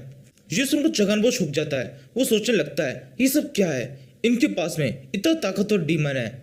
शेन और सिया दोनों उस पिकॉक को थैंक यू कहते हैं। इसके बाद में वो पिकॉक अपने असली रूप में आता है। अब वो सच में एक पिकॉक जैसा दिखाई दे रहा है। सिया जल्दी से चलकर उस पिकॉक के ऊपर चढ़ जाती है और उसकी तारीफ भी करने लगती है। शेन भी उसके ऊपर चढ़ जाता है। इसके बाद में वो पिकॉक उड़ना शुरू करता है। जब वो पिकॉक उड़ना शुरू करता है तब उसका असली रूप दिखाई देता है। वो बहुत ज़्यादा सुंदर और बहुत ज़्यादा बड़ा है। नीचे के साइड जितने भी कल्टीवेटर और बाकी के लोग होते हैं वो सब के सब इसे देखकर बहुत चौंके हुए होते हैं। उन सभी का मुंह खुला ही खुला रह जाता है। वो सभी कहने लगते हैं, बहुआ सेक्ट के पास में एक बहुत शानदार चीज़ है। इसके बाद में हम वापस से उस मोर को देखते हैं। वो मोर काफ़ी तेज रफ्तार में उड़ते हुए उस हेवनली पैलेस की तरफ जा रहा है। उसकी रफ्तार सबसे ज़्यादा तेज है। बाकी के दोनों सेंट के डिसिपल जो कि शेन से पहले उड़ना शुरू हुए थे, शेन बड़ी आसानी से उस पिकॉक के ओर बैठा बैठा उन दोनों को पीछे छोड़ देता है। चगान ये सब देखकर और भी ज़्यादा गुस्सा आ रहा होता है। वो कहता है, शेन जितना उड़ना है उड़ लो, हर एक पॉइंट मैं नोट कर रहा हूँ, हर एक का हिसाब तुमसे लेके रहूँगा। तभी सिया शेन से कहती है, मास्टर ने ये कुछ ज़्यादा तो नहीं कर दिया? शेन कहता है, नहीं ये बिल्कुल भी ज़्यादा नहीं है मास्टर, बिल्कुल ऐसे ही है। हम बहुआ सेक्ट से बिलोंग करते हैं, उसकी रेपुटेशन का ध्यान तो रखना ही होगा। इसी के साथ ही शेन और सिया उस हेवनली पैलेस से पहुंचते हैं। वहाँ पहले से कुछ डिसिपल्स का ग्रुप होता है। वो ग्रुप कुछ जोर जोर चिल्ला रहा होता है। वो कहते हैं, हम सबके सब एनुअल टेस्ट के लिए पहुंच चुके हैं, अपने स्वॉर्ड स्किल्स को अच्छी तरह से रेडी कर लो। यहाँ पे हम सबको दिखा देंगे स्वॉर्ड सेक्ट सबसे ज्यादा ताकतवर है। वो डिस्पल्स ये कह रहे होते हैं, तभी वहां पर जनरल निंग पहुंच जाती है। निंग को देखते ही उन सभी डिस्पल का चिल्लाना बिल्कुल बंद हो जाता है। वो सभी से बहुत ज्यादा डर जाते हैं। वो सभी सब डिस्पल काफी तेजी से पीछे हटने लगते हैं। उन डिस्पल्स का लीडर कहता है, बिल्कुल भी डरने की जरूरत नहीं है, थोड़े ब्रेव बनो। उस लीडर की ये बातें निंग तक पूछ जाती है। निंग घूर के उसे देखती है। ये देखते ही लीडर खुद ही बहुत ज्यादा डर जाता है। लीडर खुद और उसके सेक्रेटरी पर जल्दी से अपनी तलवार को सामने तरफ फेंक देते हैं और चुपचाप एकदम भोले बन के खड़े हो जाते हैं। इसके बाद में निंग वहां से आगे बढ़ जाती है। वो शेन के पास में जाती है और उसे पूछती है, मुझे तुमसे पूछना तो नहीं चाहिए, लेकिन फिर भी मैं जानना चाहती हूँ, तुम्हारे पास में अभी तक भी ये स्वॉर्ड क्यों है? ये देखकर ये सारे डिस्पल्स बहुत खुश हो रहे होते हैं। ये कहते हैं, देखो निंग अब उस डिस्पल से बात कर रही है, अब ये डिस्पल तो गया, निंग उसे बहुत बुरी तरह से पीटेगी और उसी हेवनली पैलेस से वापस से नीचे फेंक देगी। शेन सोचने लगता है, मुझे अब इससे क्या कहना चाहिए, मैं बहुत बार पहले से झूठ बोल चुका हूँ, मुझे नहीं लगता मुझे यहाँ पर और भी झूठ बोलना चाहिए, क्योंकि यहाँ पर मैं एनुअल एग्जाम के लिए आया हूँ। इस एग्जाम में मैं अपनी स्वॉर्ड स्किल्स तो यूज करूंगा ही, उसके बाद में भी इसको पता चल ही जाएगा कि मैं एक स्वॉर्ड कल्टिवेटर हूँ, इसलिए मुझे थोड़ा सोच समझ के इसे जवाब देना चाहिए। ये सोचकर शेन निंग से कहता है, मेरे को बहुत ज़्यादा ताकतवर बनना था। ताकतवर बनने का एक ही तरीका है, नई नई स्किल्स को सीखना, नए नए वेपन्स को यूज करना आना। इसी वजह से मैं स्वॉर्ड स्किल का कल्टिवेशन कर रहा हूँ और स्वॉर्ड स्किल को सीख रहा हूँ। निंग कहती है, अगर तुम्हें ताकतवर बनना था तो तुम जरूरी थोड़े स्वॉर्ड को ही सीखते, तुम और कुछ भी सीख सकते थे, जैसे कि नाइफ, मेज और भी बहुत सारे वेपन्स है। शेन कहता है, हाँ बहुत सारे वेपन्स है, मैंने भी एक बार के लिए नाइफ के लिए सोचा था, लेकिन मास्टर ने मुझे इसके लिए मना कर दिया। उन्होंने जबरदस्ती मुझसे जिद की कि मैं स्वॉर्ड्स के लिए सीखूं। मैंने उनके सामने बहुत ज़्यादा रिक्वेस्ट की, लेकिन वो बिल्कुल भी नहीं मानी। मेरी मास्टर बहुत ज़्यादा स्ट्रिक्ट है। जब उन्होंने मुझे एक बार कहा कि मुझे स्वॉर्ड स्किल सीखनी है, तब मैंने उनसे बहुत सारी रिक्वेस्ट की थी, लेकिन वो बिल्कुल भी मानती नहीं है। उन्होंने कह दिया तो करना ही पड़ता है। यही कहते हुए शेन सारा इल्जाम फ्लावर गॉडेस पे डालने लगता है। निंग कहती है, क्या सच में तुम्हारी मास्टर फ्लावर गॉडेस ने तुमसे ऐसा करने के लिए कहा? उन्होंने तुमसे जबरदस्ती स्वॉर्ड वेपन को सिलेक्ट करने के लिए कहा? तभी सिया कहती है, हाँ बिल्कुल ऐसा ही हुआ था, हमारी मास्टर बहुत ज़्यादा स्ट्रिक्ट है। मैंने देखा था कल वो खुद थर्ड ब्रदर को स्वॉर्ड स्किल्स के बारे में बता रही थी। उन दोनों के बीच में एक ट्रेनिंग फाइट भी हुई थी। निंग कहती है, ये तो काफ़ी अच्छी बात है, बहुत कम लोग होते हैं जो कि डायरेक्ट सेंड से अपनी ट्रेनिंग ले पाते हैं, लेकिन मुझे ऐसा लग रहा है फ्लावर गॉडेस की दूरदृष्टि थोड़ी सी खराब हो गई है। उन्हें सोचना चाहिए था कि स्वॉर्ड स्किल इतने भी कुछ खास नहीं है, और भी बहुत सारे वेपन्स है जिनका वो यूज़ कर सकता था। अगर शेन उन वेपन्स को यूज़ करता तो और भी ज़्यादा ताकतवर हो सकता था। सिया कहती है, नहीं ऐसा नहीं है, मास्टर ने कहा था शेन की स्वॉर्ड स्किल्स काफ़ी ज़्यादा अच्छी है। अगर ऐसे ही शेन स्वॉर्ड के अंदर प्रैक्टिस करता रहेगा तो फ्यूचर में एक बहुत शानदार स्वॉर्ड मास्टर बन जाएगा। निंग कहती है, अच्छा तो अभी से फ्यूचर प्लानिंग शुरू हो गई, तुम सबको लगता है शेन इस स्वॉर्ड के अंदर अपने फ्यूचर को ब्राइट कर सकता है? चलो देखते हैं इस एग्जाम के अंदर ये कितना कर पाता है। एग्जाम में पता पड़ जाएगा इस स्वॉर्ड स्किल्स कितनी ज़्यादा अच्छी है। निंग की बात सुनते हुए शेन भी खुश होने लगता है। शेन सिया की तरफ देखता है और सोचता है, सिया ने आज मेरी काफ़ी मदद कर दी। फिर शेन निंग से कहता है, जनरल निंग आप नाराज ना हो, आप चाहे तो मैं स्वॉर्ड के साथ साथ में नाइफ की प्रैक्टिस भी कर सकता हूँ। निंग कहती है, नहीं ऐसा करने की कोई जरूरत नहीं है, अगर तुम नाइफ की प्रैक्टिस करोगे तो तुम्हारी स्वॉर्ड स्किल बहुत ज़्यादा डिस्ट्रैक्ट हो जाएगी, तुम दोनों में से एक को भी बिल्कुल भी पूरी तरह से नहीं सीख पाओगे। इसलिए किसी एक वेपन को डिसाइड करो जो कि तुम्हें अच्छी तरह से तुम्हारे ब्राइट फ्यूचर की तरफ ले जा सके और जिसमें तुम मास्टरी कर सको। शेन कहता है, अगर ऐसी बात है तो मैं हमेशा स्वॉर्ड को ही चुनूंगा। निंग कहती है, बहुत अच्छे। ये सुनकर आश्रम जो कल्टिवेटर्स होते हैं वो सबसे बहुत चौंक जाता है। ये सब उम्मीद लगे बैठे थे कि निंग और शेन की जो फाइट हो जाएगी और निंग शेन को इस हेवनली पैलेस से नीचे फेंक देगी, लेकिन ऐसा कुछ भी नहीं होता है। इसके बाद में निंग सिया से पूछती है, तुम शेन की जूनियर सिस्टर हो? सिया कहती है, हाँ मैं हूँ, मेरा नाम है वैंग लिंग सिया, आप मुझे सिया कह सकती है। निंग कहती है, सिया इसको रखो, इसके अंदर रेड नेक क्रेन है, ये मेरी तरफ से एक गिफ्ट है तुम्हारे लिए। गिफ्ट में क्रेन सुनकर सिया बहुत ज़्यादा खुश हो जाती है। वो उछलकर निंग के गले लग जाती है और उसे कहती है, थैंक यू, मुझे बिल्कुल यही चाहिए था। इसी टाइम पर निंग के सेक्ट के बाकी के सभी डिस्पल शिन की तरफ दिख रही होती है। वो शिन की तरफ कहती है, यही है वो लड़का गु क्विंचेन जिसके बारे में निंग हमेशा बात करती रहती थी। दूसरी लड़की कहती है, और कितनी अजीब सी बात है ना, निंग जो कि स्वॉर्ड कल्टिवेटर से नफरत करती है वो एक स्वॉर्ड कल्टिवेटर के बारे में इतनी ज्यादा बात कर रही है, जिसमें निंग जल्दी से उन सारी कल्टिवेटर्स को चुप करा देती है। इसके बाद में शेन और उन सारे कल्टिवेटर्स का एक इंट्रोडक्शन होता है।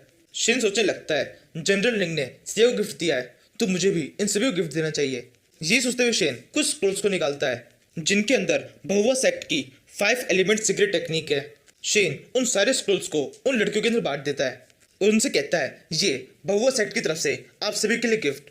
इससे वो सारी लड़कियां बहुत खुश हो जाती है। वो कहने लगती है 5 एलिमेंट सीक्रेट टेक्निक, ये तो कुछ ज्यादा ही प्रीशियस हो गया। ये कहते हुए लड़कियां खुश होते हुए उन स्क्रोल्स को ले लेती है। निंग शेन से कहती है एक बार फिर से सोच लो, क्या तुम सच में ये स्क्रोल्स बांटना चाहते हो? ये स्क्रोल्स तुम्हारे सेक्ट के एक हेरिटेज की तरह है, कुछ ज्यादा कीमती तो नहीं हो जाएंगे? शेन कहता है नहीं नहीं, ज्यादा कीमती नहीं है, इनके अंदर क्या ऑर्डिनरी स्किल्स है। आप सभी इसको लेकर खुश हुए, बस इतना ही काफी है। तभी वो सारी लड़कियां शेन से कहती है गु क्वीन शेन, तुमने ये गिफ्ट देकर हम सभी को अपने सपोर्ट में कर लिया है, फ्यूचर में हम तुम्हारी सपोर्ट करेंगे। जिसको शेन सोचने लगता है सपोर्ट करेंगे, इसका क्या मतलब है? जनरल लिंग शर्माते हुए शेन से कहती है तुम इस सब पे ध्यान मत दो, अभी के लिए बात बहुत हो गई, हम सभी को यहाँ से चलना चाहिए। शेन को अभी भी कुछ समझ में नहीं आ रहा होता है। शेन उसे बाय कर देता है। निंग और वो सारी कल्टिवेटर्स वहां से जाने लगती है। वो सारी लड़की जाते वक्त भी शेन के बारे में बात कर रही होती है। निंग जल्दी से उन सभी चिल्लाकर उन्हें बिल्कुल चुप करा देती है। शेन को भी समझ में नहीं आ रहा होता है ये सब कुछ क्या हुआ, सपोर्ट का मतलब क्या था। यहाँ पे जिस को समझ में आया सपोर्ट मतलब क्या है, कमेंट के अंदर अपना नाम लिख देना एक बार। मैं खुद नहीं बता रहा हूँ क्योंकि मुझे पता है सब बहुत तेज है, सबको पता चल चुका है ये बात कहाँ तक पहुँच गई है। इसके बाद में सीन शिफ्ट होता है। हम उस जगह सीन देखते हैं जहाँ पर इस एग्जाम का फर्स्ट टेस्ट होगा। शेन और सिया भी इस जगह पहुंच चुके हैं। सिया शेन से पूछती है हम इस जगह पे क्यों आए? शेन कहता है यहाँ पर इस एग्जाम का फर्स्ट टेस्ट होना है। सिया कहती है फर्स्ट टेस्ट में क्या होगा? शेन कहता है फर्स्ट टेस्ट बिल्कुल सिंपल है, ये केवल एक परफॉर्मेंस की तरह है जिसमें हर एक कल्टिवेटर को अपने स्ट्रॉन्गेस्ट स्किल का यूज करना है और उन स्किल्स की मदद से आसपास के कल्टिवेटर्स को चौंकाने की कोशिश करनी है। यहाँ पर काफी सारे एल्डर्स है। एल्डर्स हमारी परफॉर्मेंस के हिसाब से हमें मार्क्स देंगे, उन्हीं पॉइंट्स के अकॉर्डिंग डिसाइड होगा कि कौन सेकंड राउंड में जाएगा और किसका सफर यहीं खत्म है। ये कहते हुए शेन सोचने लगता है मेरी पिछली लाइफ में भी मैं इस जगह पे पहुंचा था, लेकिन उस टाइम पर मेरे केवल एक सौ टेक्निक्स आती थी, इसी वजह से केवल फर्स्ट टेस्ट के अंदर ही मैं पूरी तरह से फेल हो गया। एल्डर्स ने फर्स्ट राउंड में ही मुझे इस एग्जाम से डिस्क्वालीफाई कर दिया था। तभी सिया शेन से कहती है थर्ड ब्रदर, मैं यहाँ पर देख रही हूँ यहाँ पर फर्स्ट टेस्ट के अलावा रीटेस्ट के नाम से भी कुछ हो रहा है, ये रीटेस्ट क्या है? शेन कहता है रीटेस्ट एक अलग एग्जाम है, इसे तुम एक एंट्रेंस एग्जाम समझ सकती हो जिनकी मदद से वेकेशनल स्कूल्स के अंदर एडमिशन मिलता है। ये स्कूल्स इस स्पेशलाइज्ड फॉर्मेशन के ऊपर काम करते हैं जिन सभी का अपना एक टाइप होता है। इन स्कूल्स के सेट लीडर भी यहीं पर आए हुए हैं। उनके पास में एक ऑप्शन भी होता है, अगर कोई कल्टिवेटर ठीक तरह से यहाँ पे परफॉर्म नहीं कर पाता है तो वो सेट लीडर उसके लिए खुद आगे बढ़ सकता है, वो उसे एक मौका दे सकता है अगले राउंड में जाने का। और ये केवल तब होता है जब सेट लीडर को लगे कि इसके अंदर थोड़ी काबिलियत है और वो कल्टिवेटर जो सच में वीक है और उनका कल्टिवेशन ज़्यादा अच्छा नहीं है, उनका कुछ भी नहीं हो सकता, उनको इस राउंड से बाहर कर ही दिया जाता है। क्योंकि अगर वो कल्टिवेटर अगले राउंड से चले गए तो अगले राउंड इतना ज़्यादा खतरनाक होता है कि उनका सर्वाइव करना भी बहुत ज़्यादा मुश्किल पड़ सकता है। जिसमें सिया कहती है आपकी बातें सुनकर मुझे ऐसा लग रहा है अभी के लिए हमें टेस्ट में पार्टिसिपेट नहीं करना चाहिए, पहले थोड़ी देर हम खड़े होकर देखते हैं ये टेस्ट किस तरह से हो रहे हैं। शेन कहता है बिल्कुल ऐसा ही, हमें ऐसा ही करना है, फ्लावर गोडेस ने भी हमसे ऐसा ही करने के लिए कहा था। अब चलो फर्स्ट टेस्ट का थर्ड राउंड शुरू होने वाला है, उसको देखते हैं। ये कहते हुए शेन सामने की तरफ बढ़ते हुए सीढ़ी चढ़ना शुरू करता है। ऊपर चढ़ने पर हमें पता पड़ता है निंग यहाँ पर इस एग्जाम के अंदर पार्टिसिपेट करने के लिए नहीं आई है। निंग वहाँ पर कुछ कह रही होती है, जो भी यहाँ पर पार्टिसिपेट करने के लिए आया हुआ है वो एक बार यहाँ पर आके अपनी परफॉर्मेंस दिखा सकता है, मैं उनको बता दूंगी कि आप कैसा कर पा रहे हैं, जिसको भी करना है वो खुद से आगे आ जाए। सिया शेन से कहती है चाहो तो आप आगे बढ़ो, आप दिखा दो आप कितने पावरफुल हो। शेन कहता है नहीं, हमें ऐसा कुछ भी करने की जरूरत नहीं है, ये टेस्ट का पार्ट नहीं है और नहीं तभी तुम ऐसा कुछ करोगी। तभी कल्टिवेटर कहता है ठीक है मैं आगे करता हूँ। ये कहते हुए कल्टिवेटर सामने की तरफ आता है और फिर अपने को स्किल यूज करता है, उसके हाथों में से और पूरी बॉडी में से आग निकलने लगती है। निंग उसकी इस स्किल को देखती है, उससे थोड़ी बहुत तारीफ करती है और उसके स्किल के बारे में और मुझे बताने लगती है। इसके बाद में अगले डिस्प्ले का नंबर आता है और वो तो कोई भी स्किल यूज नहीं करता, वो सामने एक कह देता है 5 एलिमेंट्स में से मेरे को अभी भी एक भी एलिमेंट नहीं आता है, मैं केवल यहाँ पे थोड़ी बहुत प्रैक्टिस करने के लिए आया हूँ। निंग अभी भी उस पर गुस्सा नहीं करती, वो से कहती है ठीक है कोई बात नहीं, मुझे तुमसे उम्मीद है, तुमने सच कहा, तुम आगे भी अच्छा कर पाओगे। ये सुनकर कल्टिवेटर रोने लगता है और नीचे की तरफ उतर जाता है। इससे आसपास जो कल्टिवेटर होते हैं वो सबके सब निंग की तारीफ करने लगते हैं। वो कहते हैं जनरल निंग तो काफी ज्यादा अच्छी है, ये सबकी तारीफ कर रही है और सबको इंक्रेज भी कर रही है। तभी एक दूसरा कल्टिवेटर आगे बढ़ता है, वो ऊपर चढ़कर अपने स्वॉर्ड स्किल्स को दिखाता है, जिसे देखकर निंग का मूड खराब हो जाता है। निंग उससे कहती है तुम यहाँ पर आके अपनी स्वॉर्ड स्किल्स दिखा रहे हो, इसका मतलब तुम एक स्वॉर्डमैन हो, निकल जाओ यहाँ से। वो कल्टिवेटर कहता है नहीं, मैं स्वॉर्डमैन नहीं हूँ, मेरे को और भी बहुत सारी स्किल्स आती है, बहुत सारे वेपन्स को मैं यूज करता हूँ। तभी निक उसे चुप करा देती है और उसे कहती है तुमसे कहा ना निकलो यहाँ से, वरना मैं निकाल दूंगी। ये सुनकर वो सारे कल्टिवेटर जो कि अभी अभी निक की तारीफ कर रहे थे, उन सभी का मुंह बंद हो जाता है। सीआई से देखकर वो ज्यादा एक्साइटेड हो रही होती है। वो शेन से पूछती है ये पत्थर जो सामने की तरफ रखा है, इसके ऊपर हाथ रख के ही ये सारे कल्टिवेटर अपने स्किल को दिखा रहे हैं। मुझे समझ में आ रहा है इस पत्थर की वजह से ही इनकी बॉडी की स्केल अपने आप ही एक्टिवेट हो रही है। क्या होगा जब मैं इस पत्थर के ऊपर हाथ रखूंगी? शेन कहता है मुझे पता है, अगर तुम इस पत्थर पर हाथ रखोगी तो तुम्हारी बॉडी के आसपास में काफी सारी डार्क एनर्जी दिखाई देगी, क्योंकि तुम डार्क टाइप के एट्रीब्यूट का यूज करती हो। सी अगला क्वेश्चन पूछती है और क्या होगा जब मास्टर इस पर हाथ रखे? शेन कहता है तब तो कुछ भी हो सकता है, क्योंकि मास्टर बहुत सारे एलिमेंट्स को यूज करती है। जब वो इस पत्थर पर हाथ रखेगी तो एक ही बारी में कई सारे एलिमेंट्स दिखाई देंगे, और ऐसा भी हो सकता है उन एलिमेंट्स को गिरने में 3-4 दिन लग जाए। तभी शेन के पास में एक डिस्प्ले आता है और शेन के पास में खड़ा हो जाता है। शेन उस देख के पहचान जाता है और उससे कहता है डाओ क्या हुआ, तुम इस तरह से क्या देख रहे हो, क्या तुम कुछ कहना चाहते हो?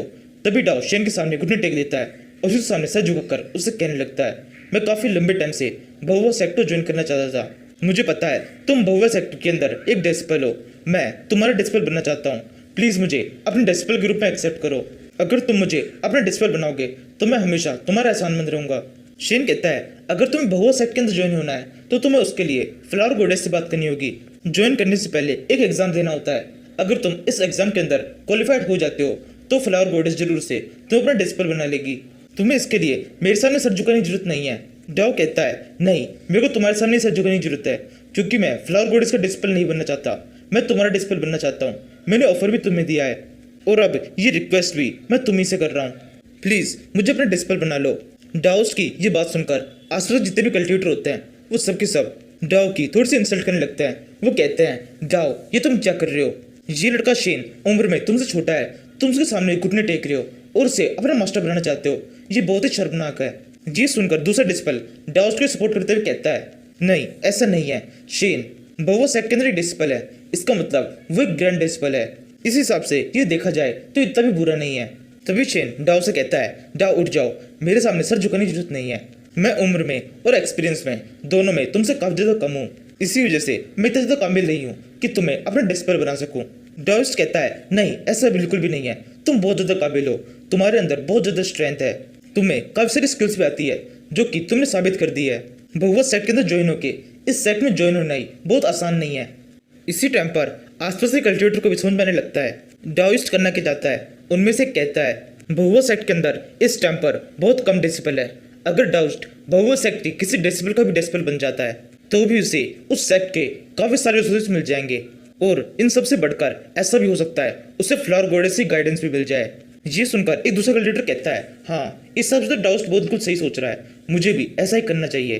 तभी शेन डाउस्ट को पूरी तरह से मना कर देता है, वो उससे कहता है नहीं मैं बिल्कुल भी ऐसा नहीं कर सकता हूँ, मुझे कुछ भी करने से पहले या फिर किसी को भी अपने डिस्पल बनाने से पहले एक बार सेंट से बात करनी होगी, अगर मेरी मास्टर फ्लावर गॉडेस मुझे इस सभी परमिशन देगी तो ही मैं ये सब करूंगा, अगर मैं बिना परमिशन के ये सब करता हूँ तो मुझे और तुम्हें भी सजा हो सकती है। हर सेक्ट के कुछ रूल होते हैं जिन्हें किसी भी हाल में तोड़ा नहीं जा सकता है। ये सुनकर डाउस्ट को बहुत ज्यादा गुस्सा आता है। डाउस्ट अब खड़ा हो जाता है और शेन से कहता है मैंने भी कितनी बड़ी गलती कर दी थी, कितने बड़े बेवकूफ के सामने मैं अपने घुटने टेक रहा था और उससे रिक्वेस्ट कर रहा था कि वो मुझे अपना डिस्पल बनाने, नहीं तुम इस लायक हुई नहीं कि किसी को अपना डिस्पल बना सको। तभी लीच जगाने यहाँ पर आ जाता है और इस सिचुएशन का पूरी तरह से फायदा उठाने की कोशिश करता है। वो डाउइस्ट और वहाँ पे जितने भी कल्टिवेटर्स होते हैं उन सभी से कहता है यहाँ पे अभी काफी सारे कल्टिवेटर्स हैं जो कि किसी भी सेट को ज्वाइन नहीं कर पाए, और सबके मन में बहुआ सेट को ज्वाइन करने की इच्छा तो होगी, जो कि होना बिल्कुल भी आसान नहीं है। इसलिए आप सभी को ट्राई करना चाहिए किसी और सेट के अंदर ज्वाइन करने का, जिसका यहाँ पर एक बहुत ही आसान सा तरीका है। अगर आप बहुआ सेट के इन दोनों डिस्पल्स को हरा देते हैं तो यहाँ पे मौजूद बाकी के सभी सेट आप सभी कल्टिवेटर से बहुत ज्यादा इंप्रेस हो जाएंगे, और इस तरह से आप सभी को बहुआ सेक्ट में ना सही बाकी के जो सेक्ट्स हैं उन सभी के अंदर एंट्री तो मिल ही जाएगी। ली चगान की बात उन सारे कल्टिवेटर्स को बिल्कुल सही लगती है, वो सबके सब शेन और सिया को घेर लेते हैं। इस सब से शेन को तो डर नहीं लगता, लेकिन सिया थोड़ा बहुत घबराने लगती है। वो कल्टिवेटर्स कहते हैं हाँ ली चगान बिल्कुल ठीक कह रहा है, हम बहुआ सेट के अंदर ज्वाइन तो नहीं हो सकते लेकिन उनके डिस्पल्स को तो हरा ही सकते हैं। यही कहते हुए वो सारे कल्टिवेटर्स शेन को चैलेंज करने लगते हैं। सिया कहती है, ब्रदर शेन, देखने से ऐसा लग रहा है ये सब के सब हमें चैलेंज कर रहे हैं। शेन कहता है, बिल्कुल भी घबराने की बात नहीं है, हम बहुआ सेक्ट से बिलोंग करते हैं। हमारे मास्टर की रेपुटेशन जहाँ पर इतनी ज़्यादा है कि इनमें से कोई भी ऐसे ही हमें छू भी नहीं सकता है। इसी समय वो थर्ड राउंड जिसको निंग ऑर्गेनाइज कर रही होती है, इसी समय उस कंपटीशन का थर्ड राउंड जिसको निंग होस्ट कर रही होती है वो खत्म हो जाता है। निंग वहाँ पर आती है और कहती है, इस कंपटीशन का थर्ड राउंड खत्म हो चुका है और फोर्थ राउंड शुरू होने वाला है। देखते हैं किन्हें चुना गया है। ये सुनकर सिया शेन से पूछती है, चुना गया है इसका क्या मतलब है? शेन कहता है, इस एग्जाम की एक थ्योरी और है। इस एग्जाम के आसपास में काफ़ी सारे गॉड्स हैं जो कि हर समय हमें देख रहे हैं। इस कंपटीशन के अंदर हम जितना अच्छा प्रदर्शन करेंगे, गॉड्स को हमारी पावर के बारे में उतना ज़्यादा पता पड़ेगा। अगर गॉड्स हमसे खुश होते हैं तो वो हमें गिफ्ट में भी कुछ दे सकते हैं, और वो गिफ्ट इतना ज़्यादा शानदार होगा कि उसकी मदद से किसी भी सेक्ट के अंदर ज्वाइन होना काफ़ी ज़्यादा आसान हो जाएगा। तभी डाउस चिल्लाए कहता है, मैं गु क्विंशन को चैलेंज करता हूँ। सिया कहती है, थर्ड ब्रदर इसने तो चैलेंज कर दिया। शेन कहता है, हाँ कर तो दिया है, लेकिन घबराने वाली कोई बात नहीं है। तभी लैंग वहाँ पर आ जाता है और कहता है, नहीं ऐसा नहीं हो सकता है। शेन एक सेंट का डिस्पल है, इसलिए से कोई भी नॉर्मल डिस्पल किसी भी फाइट के लिए चैलेंज नहीं कर सकता। इसको चैलेंज करने के लिए दूसरे डिस्पल को भी किसी सेंट का डिस्पल होना जरूरी है। डाउस्ट कहता है, नहीं ऐसा कोई भी नियम नहीं है।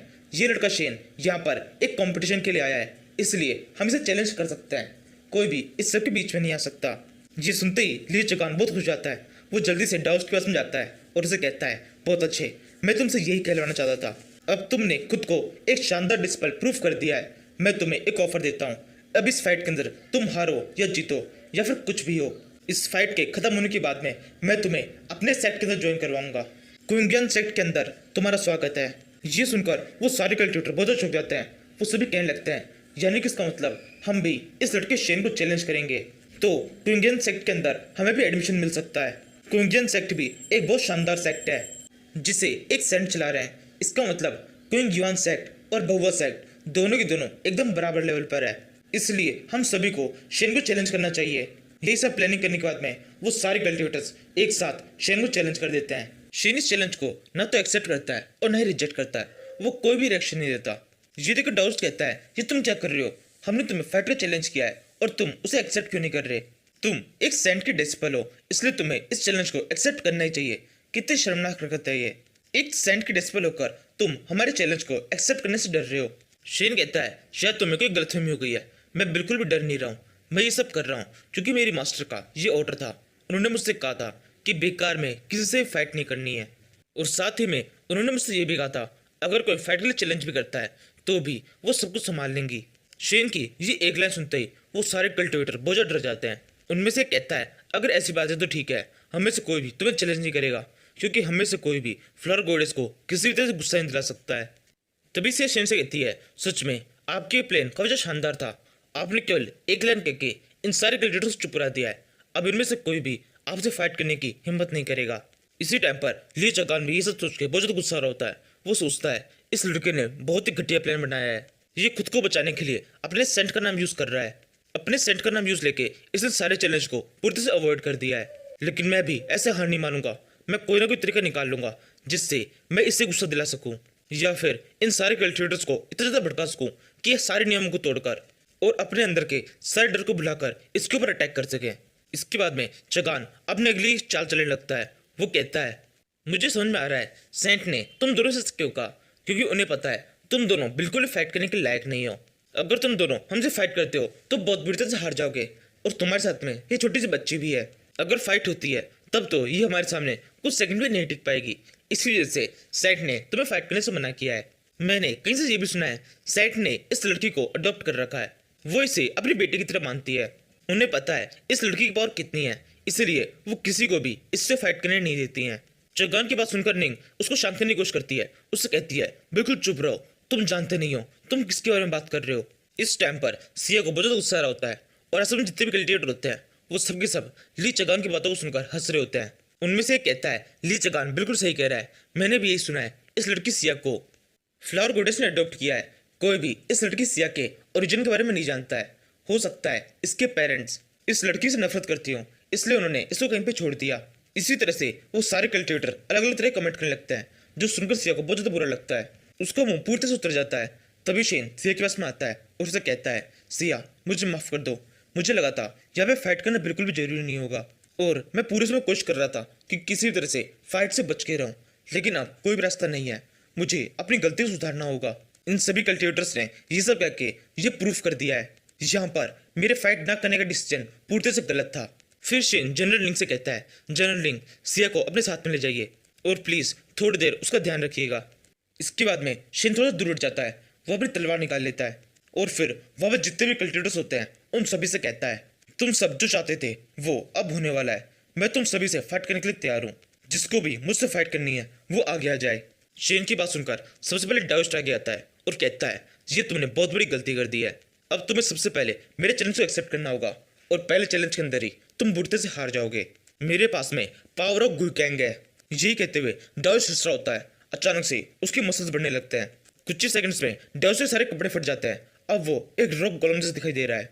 ये देखकर जनरल लिंग भी थोड़ा चौंकी हुई होती है, वो कहती है, इसके पास तो ये वाली स्किल है। दूसरा डिसिपल कहता है, केवल स्किल ही नहीं है, इसको मार्शल आर्ट का भी काफी नॉलेज है, इन दोनों को साथ में मिलाकर ये एक बहुत खतरनाक फाइट कर सकता है, किसी के लिए भी इससे फाइट करना बहुत मुश्किल होगा। तभी डायोस्ट शेन की तरफ बढ़ता है और उसे कहता है, मैं केवल तुम्हारे ऊपर ये एक ही मुक्का मारूंगा, ये एक मुक्का पड़ते ही तुम्हारी बॉडी के कई सारे टुकड़े हो जाएंगे। ये कहते हुए डायोस्ट शेन के ऊपर एक जोर से मुक्का मारने की कोशिश करता है, लेकिन शेन की स्पीड बहुत ज्यादा तेज होती है। डायोस्ट का मुक्का पड़ता तो है लेकिन केवल जमीन पे, मुक्का पड़ने से धूल उठती है। धूल हटने पर हम देखते हैं शेन डायोस्ट के सामने नहीं, डायोस्ट के पीछे खड़ा है। शेन डायोस्ट के ऊपर अपनी तलवार से एक जोर से अटैक करता है।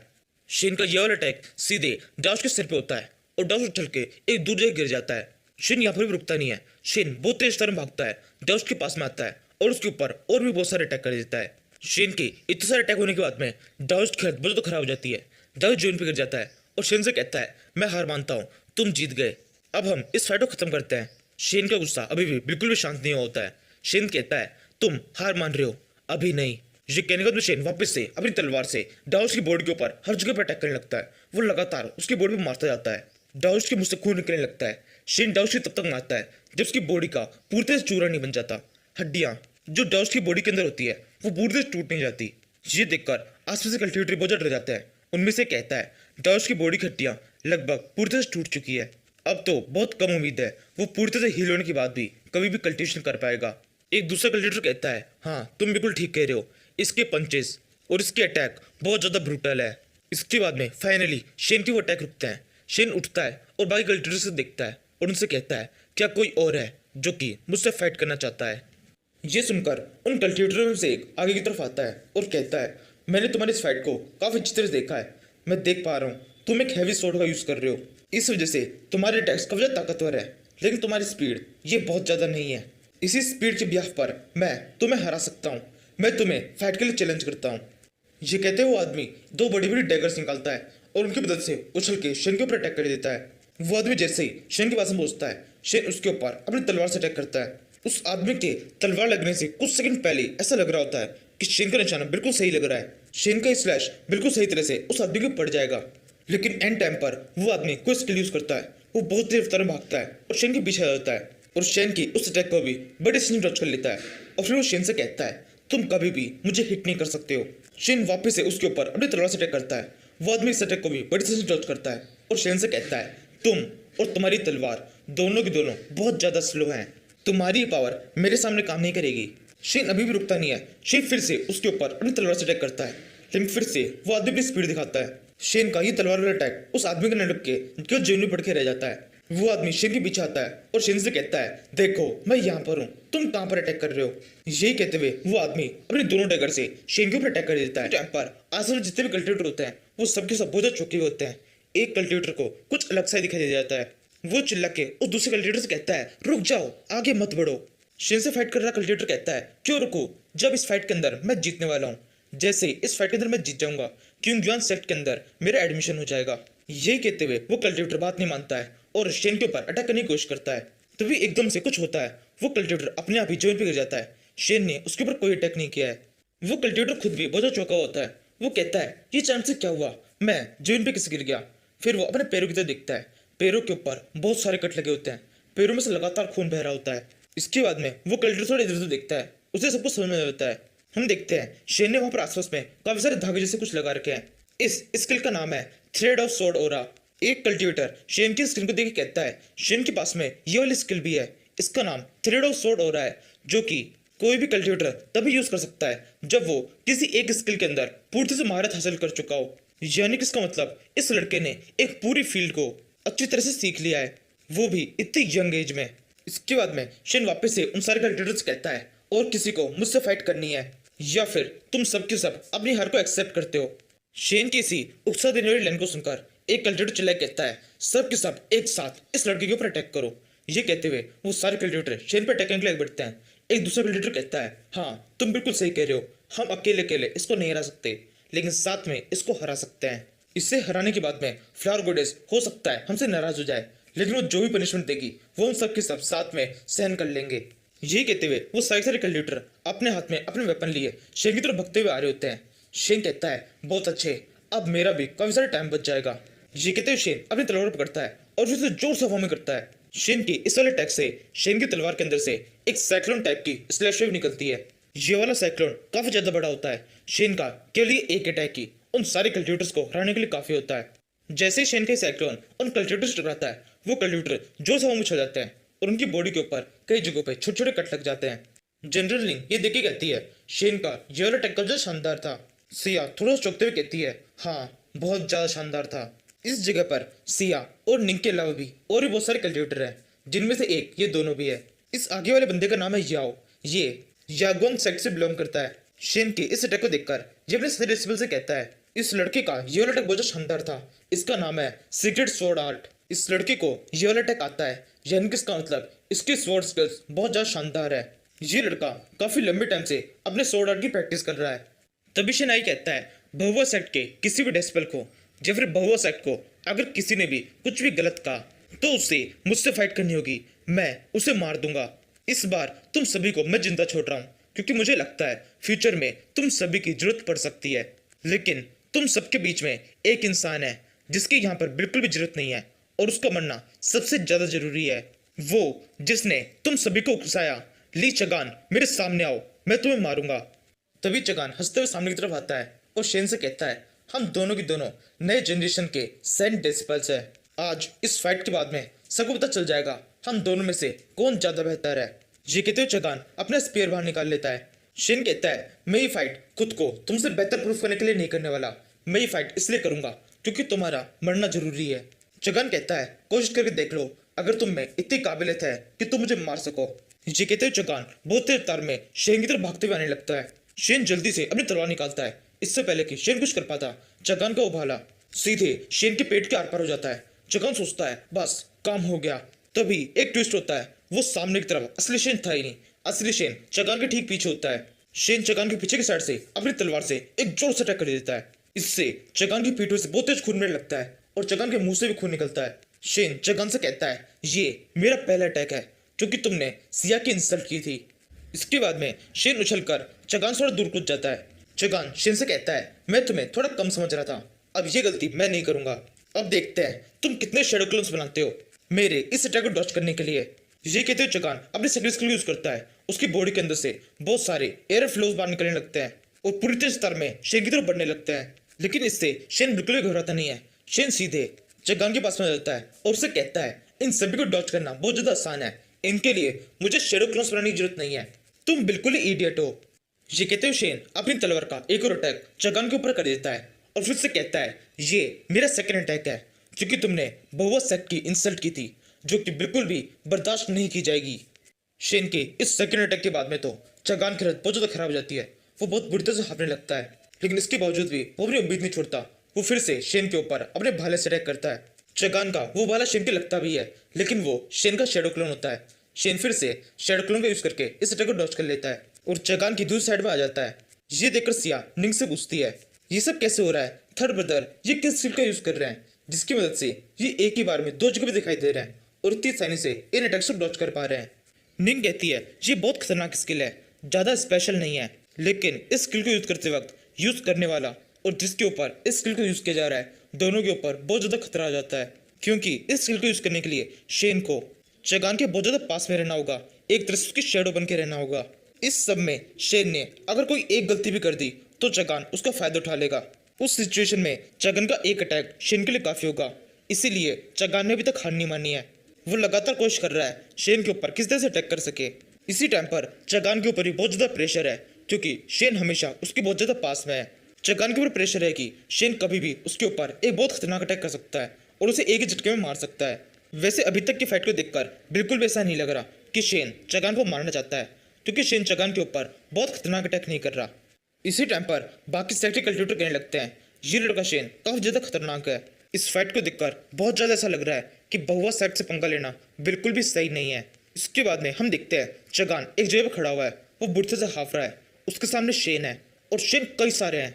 शेन ने अपने कई सारे शैडो क्लोन्स बना लिए हैं और इसी वजह से वो एक ही बारे में कई जगहों पर दिखाई दे रहा है। शेन चगान को उकसाते हुए उससे कहता है क्या तुम बस इतने ही काबिल हो। चगान कहता है अभी मेरी काबिलियत तुमने देखी नहीं है।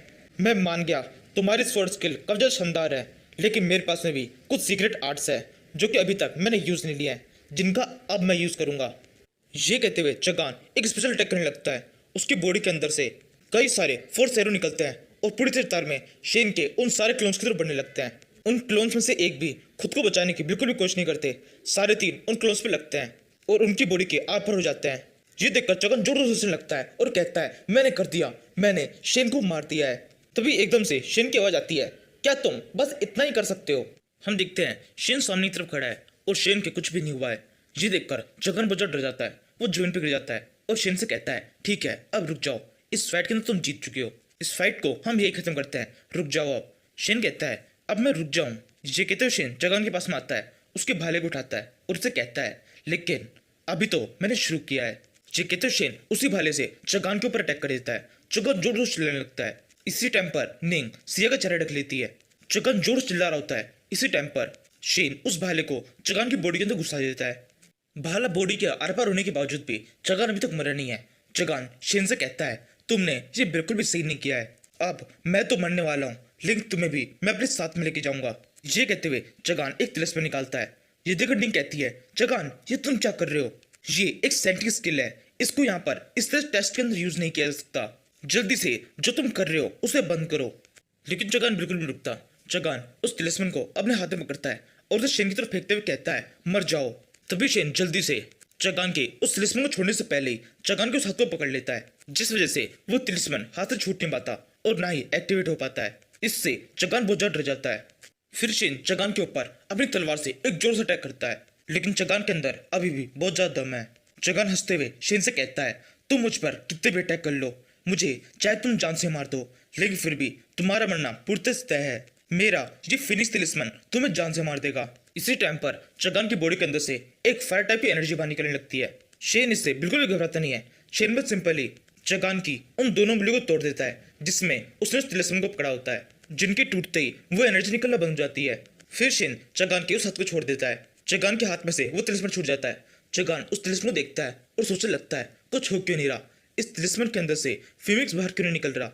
फिर शेन खुद उस तिलिस्मन को पकड़ लेता है और फिर चगान से कहता है क्या कुछ और है जो कि तुम कहना चाहते हो। अब फाइनली चगान अपनी हार मान लेता है। वो कहता है प्लीज मुझे छोड़ दो, प्लीज मुझे मत मारो। शेन कहता है क्या तुम सच में मेरे सामने अपनी जान की भीख मांग रहे हो। चगान कहता है हाँ मैं मांग रहा हूँ, मैं एक्सेप्ट करता हूँ, इस सब में सारी मेरी गलती थी, प्लीज अब मुझे जाने दो।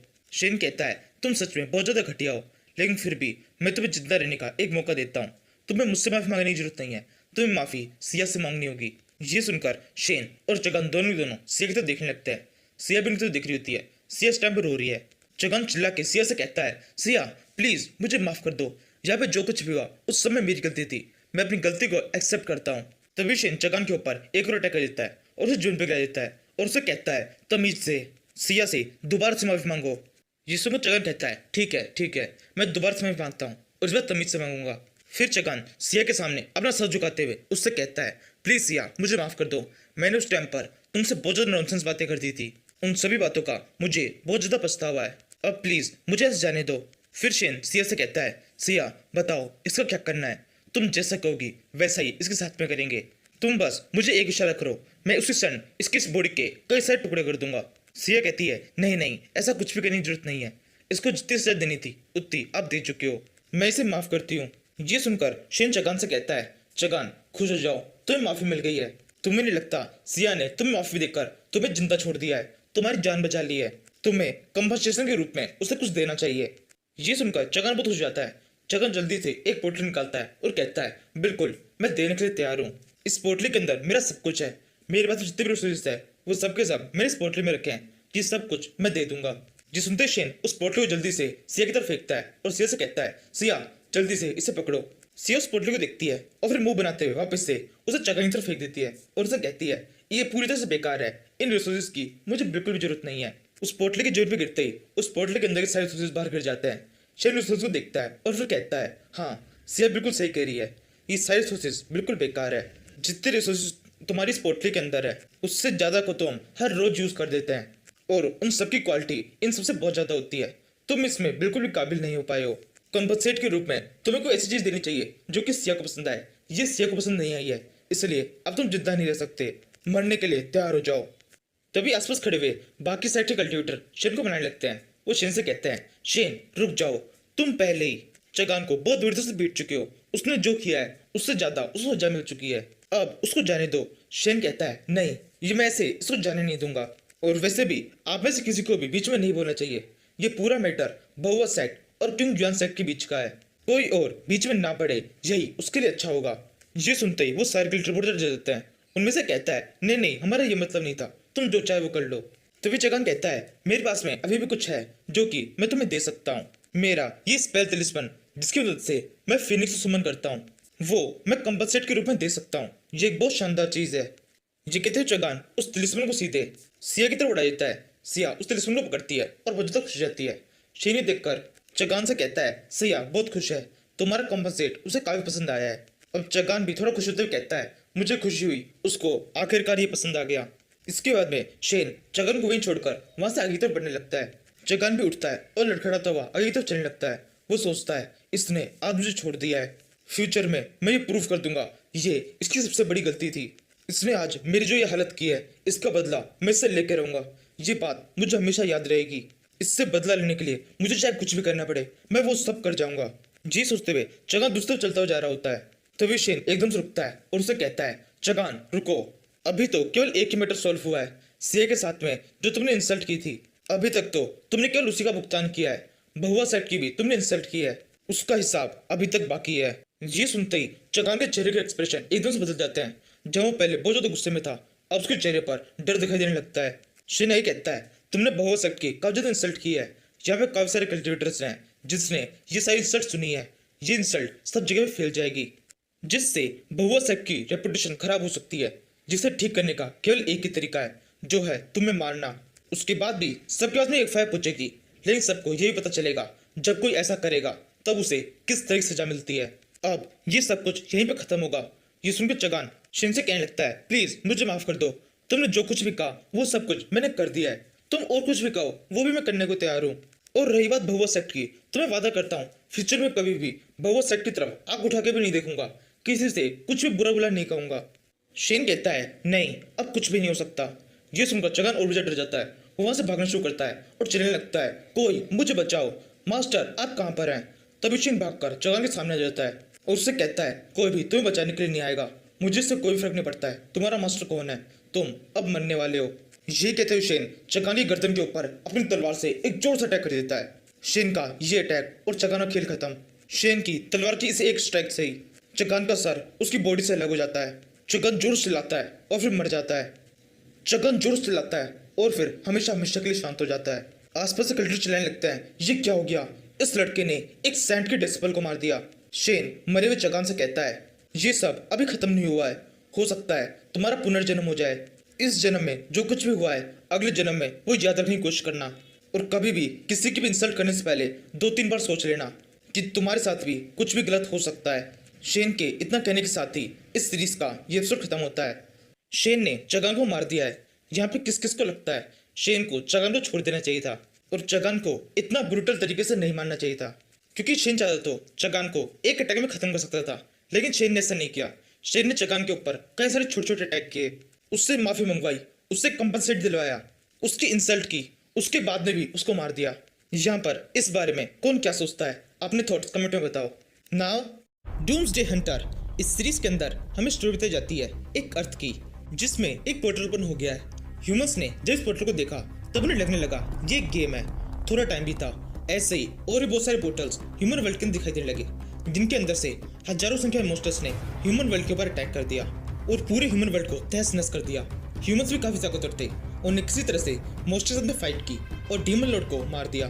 लेकिन इसके बावजूद भी मॉन्स्टर्स बहुत ज्यादा थे, उन्होंने पूरे ह्यूमन वर्ल्ड को खत्म किया। लेकिन क्योंकि डीमन लॉर्ड मर चुका था, इसी वजह से एक लड़के शेन को रीइंकार्नेशन की पावर मिली। अब वो टाइम में पीछे आ चुका है, अपोकलिप्स आने में 1 साल बाकी है। इसी टाइम में शेन को खुद को पावरफुल बनाना है और किसी तरह से मॉन्स्टर्स के इस अटैक को रोकना है।